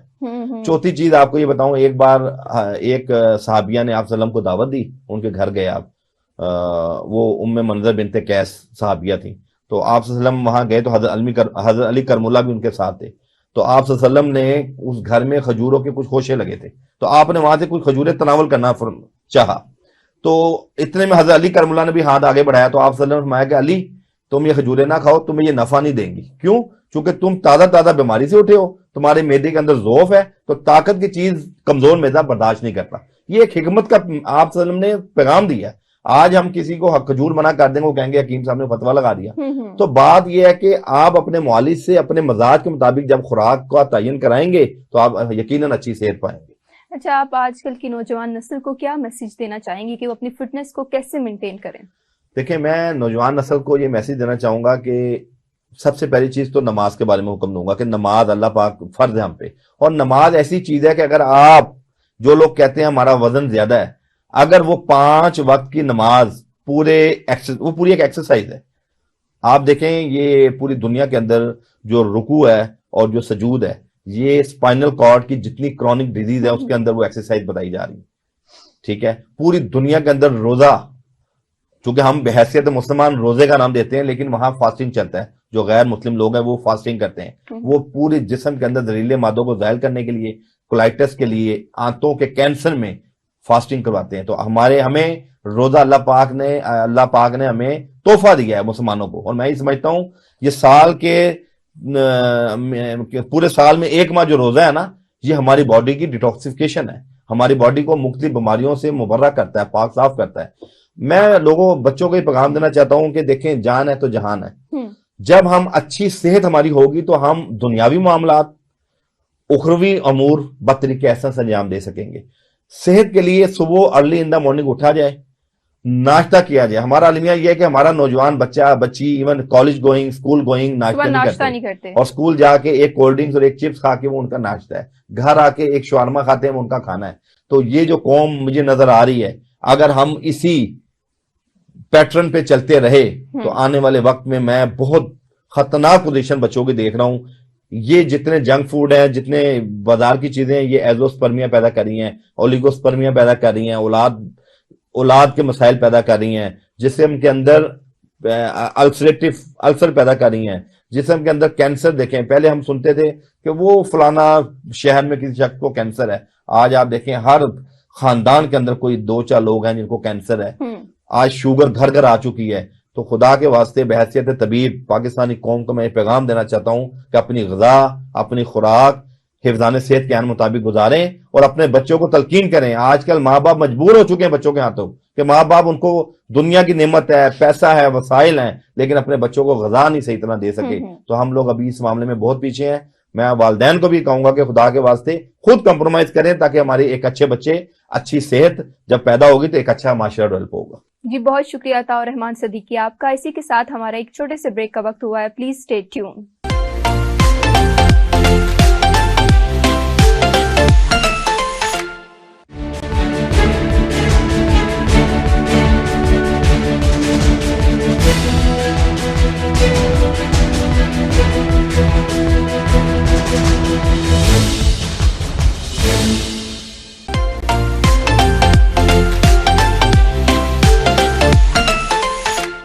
ناظرین, صبح اسپیشل کے 3rd سیگمنٹ میں احسان اللہ ہمارے ساتھ موجود ہیں, جنہیں پاکستان کا اسپیڈ گن بھی کہا جاتا ہے, یعنی کہ وہ اتنے فاسٹ بالر ہیں کہ انہیں پاکستان کا اسپیڈ گن کہا جاتا ہے. جی احسان اللہ صاحب, کیا حال ہے آپ کے؟ میں بالکل ٹھیک ہوں. کیسے مزاج ہیں آپ کے؟ مزاج تو بہت ہی اچھے ہیں. اچھا, تو میں آپ سے سب سے پہلے یہ پوچھنا چاہوں گی کہ آپ نے کرکٹ کا آغاز کیسے کیا؟ کرکٹ کا آغاز تو میں نے ٹیپ بال سے کیا تھا اپنے گاؤں میں. ادھر گراؤنڈ بھی نہیں ہے, کچھ بھی نہیں ہے, تو پتھروں میں ہم کھیل رہے تھے. تو جو میرا ابو تھا اور ماموں تھا, 2 ماموں تھے, تو اس نے مجھے اکیڈمی لے گئے تھے. ادھر سوات میں ایک اکیڈمی تھی اس ٹائم. تو اس ٹائم میں نے PCB کے ٹرائلز آ گئے تھے مردان میں. تو مردان میں نے 140 کا بال پھینکا تھا. تو پھر میں سلیکٹ ہو گیا PCB کے جو ریموٹ ایریا کی جو ٹیلنٹڈ لڑکے تھے اس میں سلیکٹ ہو گیا. ملتان چلا گیا. تو ملتان میں نے 145 کا بال کیا تھا. تو پھر پاکستان کو میں نے ٹاپ کیا تھا, اور اسی طرح سلسلہ جاری رہا.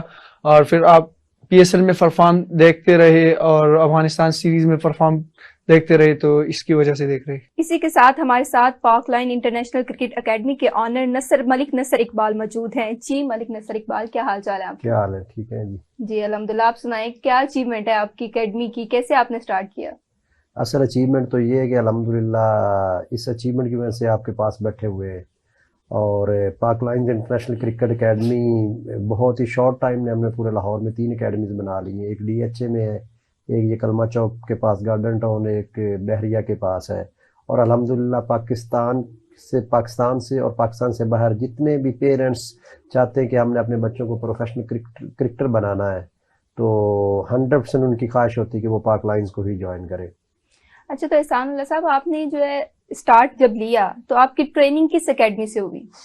जो मेरी ट्रेनिंग हुई है पाक लाइन इंटरनेशनल क्रिकेट एकेडमी से हुई है। जो हमारा जो ऑनर बैठा हुआ है मलिक नासर साहब, तो इनका मैं शुक्रिया अदा करता हूँ जो इन्होंने मुझे खाना पीना सब कुछ फ्री किया। मैं तो लाहौर आ गया था, मैंने कहा मैं इधर कैसे रहूंगा, लाहौर में इतनी महंगाई थी, तो मैंने कहा मैं कैसे रहूंगा, तो मैं इनके पास चला गया, तो इन्होंने मुझे सारा कुछ फ्री कर दिया और फिर स्पाइक्स भी गिफ्ट किए। तो उसकी वजह से आप मेरे परफॉर्म देख रहे हो अभी। तो आपकी जो बॉल की स्पीड है वो आपकी क्या है? बॉल की स्पीड बॉल की स्पीड है 152.8। तो क्रिकेट के अलावा आपका उनकी चीजों में इंटरेस्ट है? क्रिकेट के अलावा मैं किसी चीज में भी इंटरेस्ट नहीं रखता। किसी भी चीज में नहीं है? नहीं। तो आप मैरिड हैं? नहीं, मैरिड नहीं हूँ। तो कोई एंगेजमेंट हुई हो? एंगेजमेंट हुई है और निकाह हुआ है। अच्छा, निकाह हुआ है। हाँ जी। इसका मतलब तो आप मैरिड है। हाँ जी। अच्छा, तो आप उनसे बातचीत करते हैं, उनसे आपकी बात होती है कि नहीं? नहीं, वो अच्छा, बात उनसे नहीं भी नहीं करते, हम होती। पठान है तो हम अच्छा। बात नहीं कर सकते। ठीक है। अच्छा, मैं आपकी एकेडमी के बारे में मजीद जानना चाहूंगी कि आप कैसे फैसिलिटेट करते हैं लोगों को? एक्चुअली मेरी क्रिकेट एकेडमी बनाने का एक मकसद था। 2009 में Mohammad Irfan tallest fast bowler of the world, वो हादसाती तौर पर मेरे पास आया था। वो मेरे पास रहा और उसको यहाँ पर रहायश का मसला था लाहौर में। मेरा उस टाइम क्रिकेट के साथ कोई लिंक नहीं था, ना मेरे को क्रिकेट एकेडमी थी, ना ही मेरा कोई क्रिकेट हॉस्टल था। लेकिन मैंने उसको अपने पास घर में रखा और वो बहुत ही शॉर्ट टाइम में वो पाकिस्तान का सुपरस्टार बन गया। फिर मेरे माइंड में एक कॉन्सेप्ट आया कि ऐसे कई मोहम्मद इरफान होंगे जिनके पास टैलेंट तो होगा लेकिन वसाइल नहीं होंगे, बेशुमार टैलेंट होगा लेकिन लाहौर जैसे बड़े शहर में रहने की जगह नहीं होगी। तो मैंने फिर इरादा बनाया, मैं कि बेशक मैं एक बच्चे से स्टार्ट लूँ, मैंने एक ऐसा हॉस्टल बनाना है जहाँ पे डिजर्विंग और टैलेंटेड क्रिकेटर्स को मैं अकामोडेशन, खाना, उनके क्रिकेट के जितने भी अखराजात हैं वो मैं फ्री ऑफ कॉस्ट दिया करूँगा। और अल्हम्दुलिल्लाह अब मुझे बड़ी उम्मीद है कि 5-6 साल के अरसे में पाकिस्तान नेशनल टीम आदि पाक लाइन इंटरनेशनल क्रिकेट एकेडमी से होगी, क्योंकि मेरे से नीचे पे अंडर 13, अंडर 16, अंडर 19 में मेरे पास ऐसा टैलेंट मौजूद है जो पाकिस्तान के टॉपर बच्चे हैं, वो हर एज ग्रुप में टॉप कर रहे हैं। जैसे अंडर 13, अंडर 16 कल को वही पाकिस्तान की नुमाइंदगी करेंगे। और जिस तरह एहसानुल्लाह, ये मेरे लिए बड़ी प्राउड मोमेंट है कि ये मेरी एकेडमी से है। और सबसे जो खुशी की बात है, ये मेरी एकेडमी के साथ इतनी हमदर्दी रखता है और मेरे साथ ऐसे ऐसे ख्यालात शेयर करता है कि इंशाल्लाह ताला मैं और कुछ बन जाऊँ और ज़्यादा क्रिकेट खेलूँ। फिर हम इस एकेडमी को ये ऐसा करेंगे, इसका हॉस्टल मज़ीद ऑर्गेनाइज करेंगे, बच्चों की रहने की जगह अच्छे तरीके से बनाएंगे। और जब ये मेरे से बातें करता है मुझे बड़ी खुशी होती है और मैं कहता हूँ कि मुझे मेरी एकेडमी में ऐसा सुपरस्टार मिल गया है जो आगे जाके भी मेरी एकेडमी को बहुत तरक्की देगा। जो आपकी एकेडमी है उसके बच्चे किस किस लेवल तक पहुंचे हुए हैं? नेशनल लेवल तक पहुंचे हैं। एहसानुल्लाह है, ये अभी अफगानिस्तान के अगेंस्ट खेल रहा है, अगेंस्ट न्यूजीलैंड खेल रहा है, PSL खेला है। PSL में इसने जो अपनी स्पीड की वजह से पहचान बनाई है, मेरा ख्याल वो दुनिया में बहुत कम ही प्लेयर ऐसे होते हैं। जिस तरह पाकिस्तान के पास ये भी रिकॉर्ड है शोएब अख्तर, जो हमारे वर्ल्ड क्लास फास्ट बॉलर थे। और मुझे उम्मीद है कि ये 1 साल 1.5 साल के अंदर शोएब अख्तर का रिकॉर्ड तोड़ देंगे और ये भी एजाज की बात है कि वो रिकॉर्ड पाकिस्तान के पास ही मौजूद रहेगा। अच्छा, तो एहसानुल्लाह आपकी कौन सी टीम सबसे मुश्किल हरीफ है आपके लिए? मेरे जो ख्वाहिश है मैं इंडिया के खिलाफ खेलूं और इंडिया में अच्छा परफॉर्म करूं। वो सबसे अच्छी टीम है, वर्ल्ड नंबर 1 टीम है T20 में, तो वो सबसे अच्छी टीम है, उनके खिलाफ मैं परफॉर्म करूं और अपने मुल्क का नाम रोशन करूं। अच्छा, चूंकि आपके एकेडमी के ऑनर भी यहाँ पर मौजूद हैं, तो कोई ऐसा मोमेंट जो आपको एकेडमी का बहुत याद आता हो? हमारे एकेडमी का मोमेंट है, एक मैच था हमारा 130 का रन्स का टारगेट था हमारा जो टूर्नामेंट का था। तो सर आया था, उधर बैठ गया था, मैं बॉलिंग कर रहा था, तो मैंने 2 ओवर में तकरीबन 3 विकेट लिए थे और मैच मैंने पसा दिया था। तो फिर उसके बाद मेरे जो ग्रेफर शूज थे, जो सादा शूज होते थे, तो वो पड़ गए थे। तो फिर मैं बाहर आ गया 1 ओवर 2 ओवर के लिए बाद सर ने एक हमारा जो इधर शॉप है HAU का, तो उधर लड़का भेजा था, तो वो थोड़ा सा टाइम लग गया। तो फिर 10 मिनट या 8 मिनट बाद में अंदर चला गया, तो अंपायर ने कहा आप ओवर नहीं कर सकते। 12 बॉलों पे 24 रहते थे, तो 1 ओवर में उस बॉलर ने दे दिए, स्पिनर ने। अगर मुझे 10 रन या 5 रन भी बचाए तो मैंने बचाना था। अच्छा, तो आपकी एकेडमी का कोई फनी मोमेंट ऐसा? फनी मोमेंट तो पता नहीं है, सर को पता होगा। अच्छा, आप बताएं कि एकेडमी, ड्यूरिंग एकेडमी इनका कोई ऐसा है, जब इन्होंने स्टार्ट लिया तो इनमें इनको खेलने में क्या मुश्किलात आई और किन किन मसाइल का इन्हें सामना करना पड़ा? मेरे पास सबसे मैं नाम भूल ना जाऊं, अली जिया साहब हैं, जिन्होंने असानुल्लाह को मेरे पास भेजा था। वो GM डोमेस्टिक भी रहे, पाकिस्तान क्रिकेट बोर्ड में बड़े प्यारे दोस्त भी हैं और मुखलस इंसान है, और मेरी एकेडमी में भी कामयाबी में उनका बहुत अहम किरदार है। असानुल्लाह को उन्होंने मेरे पास भेजा था, क्योंकि अब एहसानुल्लाह माशाल्लाह एक स्टार बन चुका हुआ है, पूरी दुनिया जानती है एहसानुल्लाह फास्ट बॉलर है पाकिस्तान का। जो शोएब अख्तर के बाद अगर कोई शोएब अख्तर का रिकॉर्ड तोड़ सकता है तो वो एहसानुल्लाह ही है। तो जो सबसे खुशी की बात होती है कि ये PC होटल में भी ठहरा हो ना, तो इसका वहाँ दिल नहीं लगता। ये आता है अपने हॉस्टल के बच्चों के साथ रहता है, उनको उन बॉलिंग टिप्स देता है, अपना ज्यादा से ज्यादा वक्त एकेडमी में गुजारता है। मेरे लिए बड़ी बड़ी प्राउड मोमेंट है, क्योंकि वो मेरे से ऑलरेडी सुपरस्टार निकल चुके हैं, तो मेरा ख्याल है कि वो इतना वक्त मुझे नहीं देते जितना ये वक्त देता है। और मुझे फील होता है कि ये मेरी एकेडमी का बहुत बड़ा सरमाया है एहसानुल्लाह, क्योंकि हमें प्राउड है। तमाम कोचेस को बताता है, लड़कों को आके बताता है, DHA एकेडमी में चला जाता है, बहरिया टाउन एकेडमी में चला जाता है। ये जब भी लाहौर होता है तो वो ज्यादा से ज्यादा टाइम कोशिश करता है कि वो एकेडमी में स्पेंड करे, जो कि एकेडमी की कामयाबी के लिए बहुत अच्छी चीज है। जी एहसानुल्लाह, आप जो नेक्स्ट हमारी जनरेशन है उनको क्या मैसेज देना चाहेंगे कि अगर वो खेलना चाहती है, उनमें पैशन है, तो अपने आप को मजीद कैसे पैशनेट कर सकते हैं? मैं तो जो बच्चे हैं हमारे, जो टैलेंटेड बच्चे हैं, उनको मैं ये कहना चाहता हूँ, अगर आप ट्रायल में सेलेक्ट नहीं होते तो आप दोबारा जाओ, तो आप सेलेक्ट होंगे इंशाल्लाह, और आप भी पाकिस्तान के लिए फ्यूचर बनेंगे इंशाल्लाह। जिस तरह मैं बना हुआ हूँ, मैं भी इन मुश्किलों से निकला हूँ, और जो इतनी मुश्किल मुझे आई है, मैंने क्रिकेट नहीं छोड़ा है। एक ऐसी वाक़या था जो मेरे सिर्फ 1 महीना था पाकिस्तान टीम के लिए, उसमें मैंने हिम्मत थोड़ा था, मैंने कहा मैंने नहीं खेलना, बस नहीं हो रहा, जा नहीं रहा आगे, और पैसे भी खराब हो रही है और घर के हालात भी खराब थे। तो अब्बू ने कहा आपको सऊदीया या दुबई चले जाओ या कतर चले जाओ। तो मैंने फिर अब्बू को कहा, मैंने कहा ये 2-3 महीने मुझे चांस दो, मैं इंशाल्लाह आपको करके दिखाऊंगा। अभी अब्बू भी खुश है, अम्मी भी खुश है, सारे गाँव के लोग खुश है। तो अच्छा, जो आपकी एकेडमी तक लोग कैसे पहुंच सकते हैं? अब कुछ बच्चे जो क्रिकेट में इंटरेस्टेड हैं, वो कैसे आपकी एकेडमी तक पहुंच सकते हैं? आजकल तो लोगों ने YouTube चैनल्स बना लिए कि पाकिस्तान में कैसे खेला, और सॉरी पाक लाइन्स इंटरनेशनल क्रिकेट एकेडमी में कैसे एडमिशन लिया जा सकता है, वहां तक उनके क्या रूल्स एंड रेगुलेशन है। बेसिक तौर पे पाकिस्तान क्रिकेट बोर्ड भी मेरी ही एकेडमी रिकमेंड करता है, और एहसानुल्लाह को लोग बहुत कहते हैं। इस तरह किसी भी बच्चे ने प्रोफेशनल क्रिकेट खेलना हो तो सभी जानते हैं, पूरे पाकिस्तान में जानते हैं, बल्कि जितने भी ये क्रिकेट कंट्रीज है, जिस तरह Australia, New Zealand, England, America, Canada, यहाँ पे जो हमारे एशियन लोग हैं वो मेरे से बड़ा राब्ता करते हैं। जब उनका ऑफ सीजन होता है वो 4-5 माह के लिए मेरे पास आते हैं। पीछे लास्ट मैंने साउथ अफ्रीका से कोच लेके आया था, वो अल्हम्दुलिल्लाह मेरी एकेडमी में 2 साल के लिए उसने काम किया। पीछे मेरा वर्क देखा, ऑस्ट्रेलियन क्या नाम था, वेस्टर्न ऑस्ट्रेलिया से एक मिस अपना बेटा मेरे पास लेके आई थी। हालांकि ऑस्ट्रेलिया में भी क्रिकेट की बहुत सहूलियात है, और सबसे ज्यादा जो वर्ल्ड कप जीते वो ऑस्ट्रेलिया ने जीते हैं, लेकिन उन्होंने मेरी एकेडमी की सर्विसेज देखते हुए 1 माह के लिए अपना बेटा मेरे पास लेके आई थी। जो आपकी एकेडमी कोई स्पेसिफिक रूल्स तो नहीं है ऐसे कोई कि बच्चों को एडमिट करवाने के लिए उनका कोई स्पेसिफिक रूल हो आपकी एकेडमी का? नहीं, ऐसा कोई रूल नहीं है, लेकिन हम बच्चों का टैलेंट देखते हैं और टैलेंट के मुताबिक जब उनकी एज देखते हैं तो उसके मुताबिक हम उनको एडवाइस करते हैं। बाद बात ऐसा भी होता है कि उनका टैलेंट भी नहीं होता, एज भी उनकी 22-23 साल हो चुकी है, तो मेरी ये गारंटी है कि मैंने अपने फायदे के लिए कभी किसी इंसान का नुकसान नहीं किया। फिर उनको रहनुमाई करता हूँ कि अभी आपका वक्त जा चुका हुआ है, आप में वो टैलेंट भी नहीं है, एज भी 24-25 साल हो गई है, इससे पहले आप कुछ पाकिस्तान के डोमेस्टिक क्रिकेट भी नहीं खेले, तो मेरा ख्याल है कि वक्त ज़ाया करेंगे। मेरा ख्याल है कि मेरी اکیڈمی کی اصل کامیابی کا راز یہی ہے کہ ہم اپنے فائدے کے لیے کسی کا نقصان نہیں کرتے اور پراپر بچوں کی رہنمائی کرتے ہیں.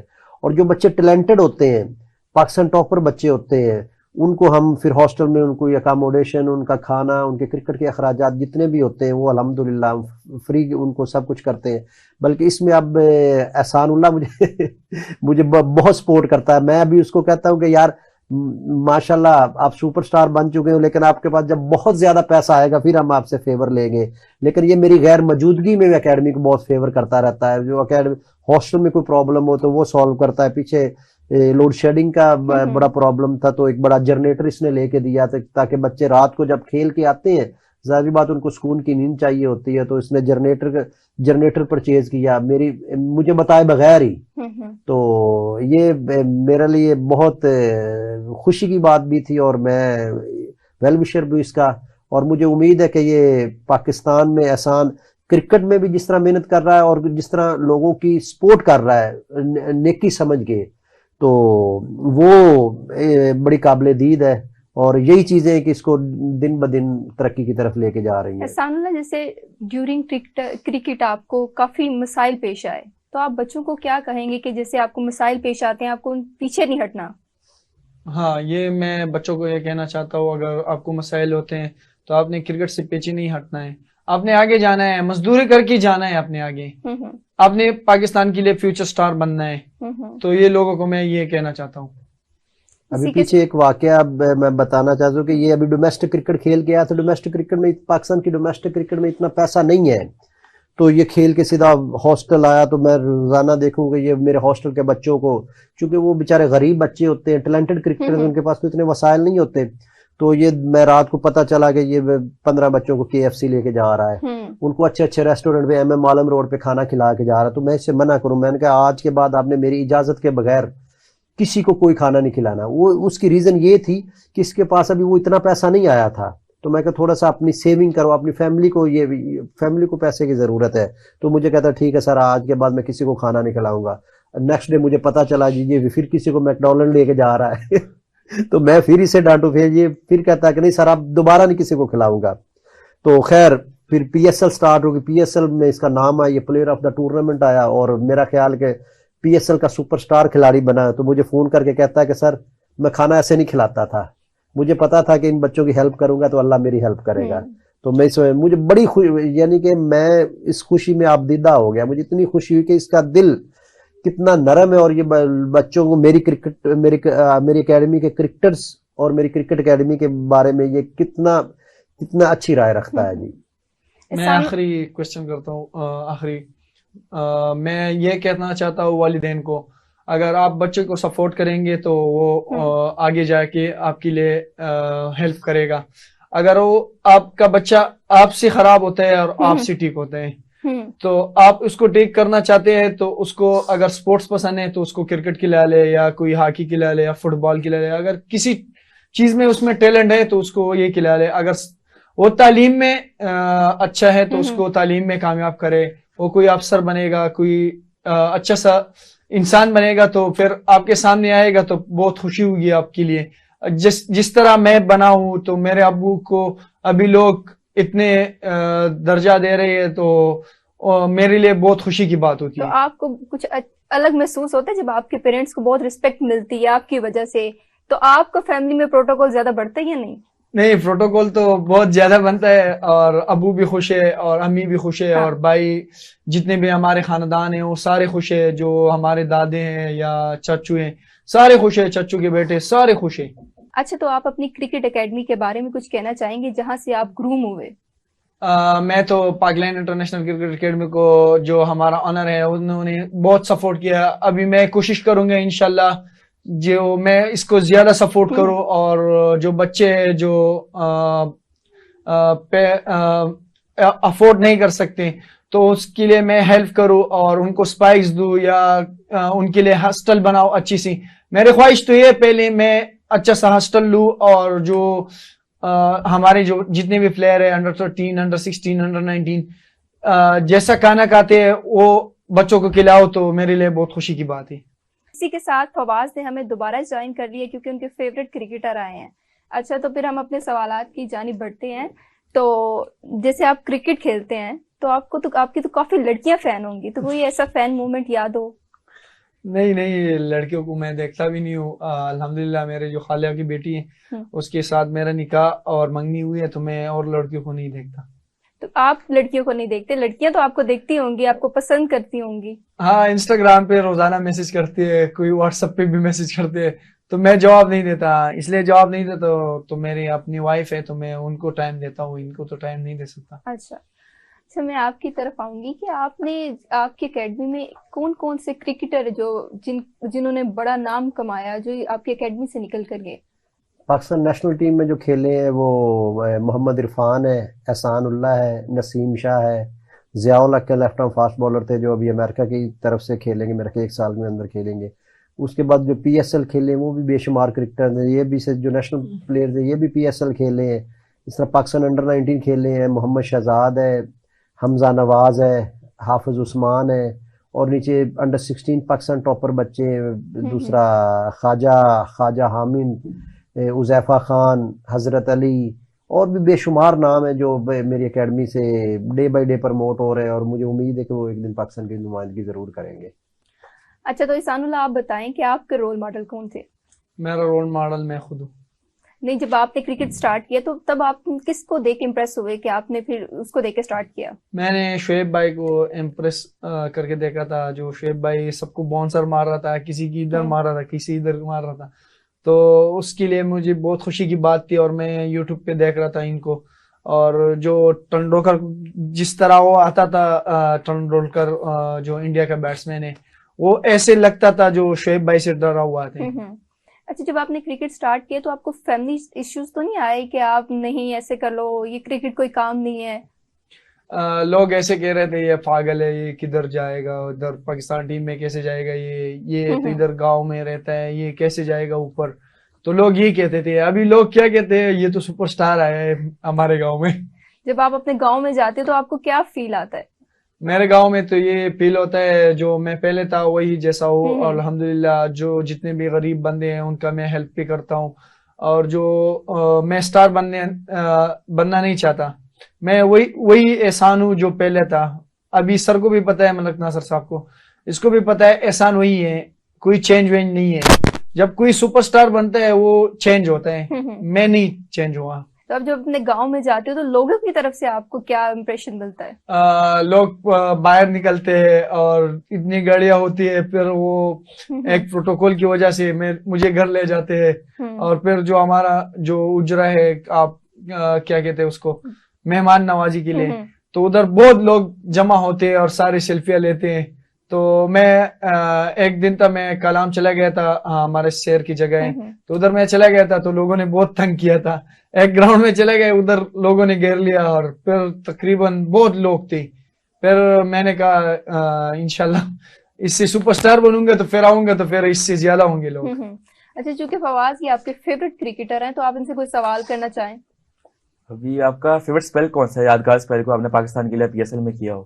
میرا جو فیوریٹ اسپیل ہے وہ افغانستان کے خلاف ہے, جو میں نے پہلا میچ کھیلا تھا افغانستان کے خلاف, جو پہلے بال پہ وکٹ لیا تھا, اور پھر دوسرے بال ڈاٹ کیا تھا, اور تیسرے بال پہ وکٹ لیا تھا. وہ میرا فیوریٹ اسپیل ہے. ہم نے 90 ٹارگٹ دیا تھا, تو اس میچ میں نے اچھی بالنگ کی تھی. وہ میرا فیوریٹ اسپیل ہے. اور دوسرا کوئی ایسا بیٹسمین کو بہت تنگ کرتا ہے, آپ کو بڑا مشکل لگتا ہے کھیلنا؟ مجھے تو الحمدللہ ابھی بیٹسمین تنگ نہیں کر رہے. پچھلے پی ایس ایل میں بیٹسمین تنگ کر رہے تھے, پی ایس ایل 7 میں جو میری ڈیبیو ہوئی تھی, تو اس میں مجھے فخر بھائی نے تنگ کیا تھا, پھر اس کو میں نے آؤٹ کیا تھا. اور آپ نے جب بابر اعظم کو آؤٹ کیا تھا پی ایس ایل میں, تو اس کا آپ نے سجدہ کیا تھا کہ پہلی وکٹ, تو لوگ 5 وکٹ ہال پہ کرتے ہیں. تو آپ لوگوں کو پتا ہے بابر جیسا بیٹسمین ہے ہی نہیں دنیا میں. وہ بہت ہی اچھا بیٹسمین ہے, سب کے رول ماڈل ہیں, میرا بھی رول ماڈل ہے. تو میں اس کو بہت پسند کرتا ہوں. جو مجھے خوشی اس لیے ہوئی ہے جو بابر کی جیسا ورلڈ نمبر 1 بیٹسمین کو میں نے آؤٹ کر لیا, تو اللہ سے میں نے شکر ادا کر لیا. اچھا, آپ چونکہ کرکٹ اکیڈمی کے آنر ہیں تو آپ نئی جنریشن کو کوئی میسج دینا چاہیں گے؟ میں نئی جنریشن کو یہی میسج دینا چاہوں گا کہ اگر آپ میں ٹیلنٹ ہے تو کرکٹ کھیلیں. ٹھیک ہے, سپورٹس میں آپ کی انوالومنٹ ضرور ہونی چاہیے, وہ ہاکی, فٹ بال, کوئی بھی گیم ہو, لیکن اگر آپ پروفیشنل کرکٹر بننا چاہتے ہیں تو آپ اپنے ٹیلنٹ کو ضرور دیکھیں. اگر آپ میں ٹیلنٹ ہے تو پھر آپ کوچز سے پوچھیں, اگر وہ بتاتے ہیں کہ نہیں یہ آپ میں بہت ٹیلنٹ ہے تو پھر کرکٹ کھیلیں, ادروائز پھر اپنی اسٹڈی کو ٹائم دیں, کیونکہ تعلیم ہوگی تو انسانیت ہوگی. تو میرا دوسرا میسج یہ ہے کہ اپنی کرکٹ کے ساتھ ساتھ اپنی تعلیم پہ بھی فوکس کریں. اسی کے ساتھ ہمارا پروگرام سب اسپیشل اختتام پذیر ہوتا ہے. اللہ نگہبان.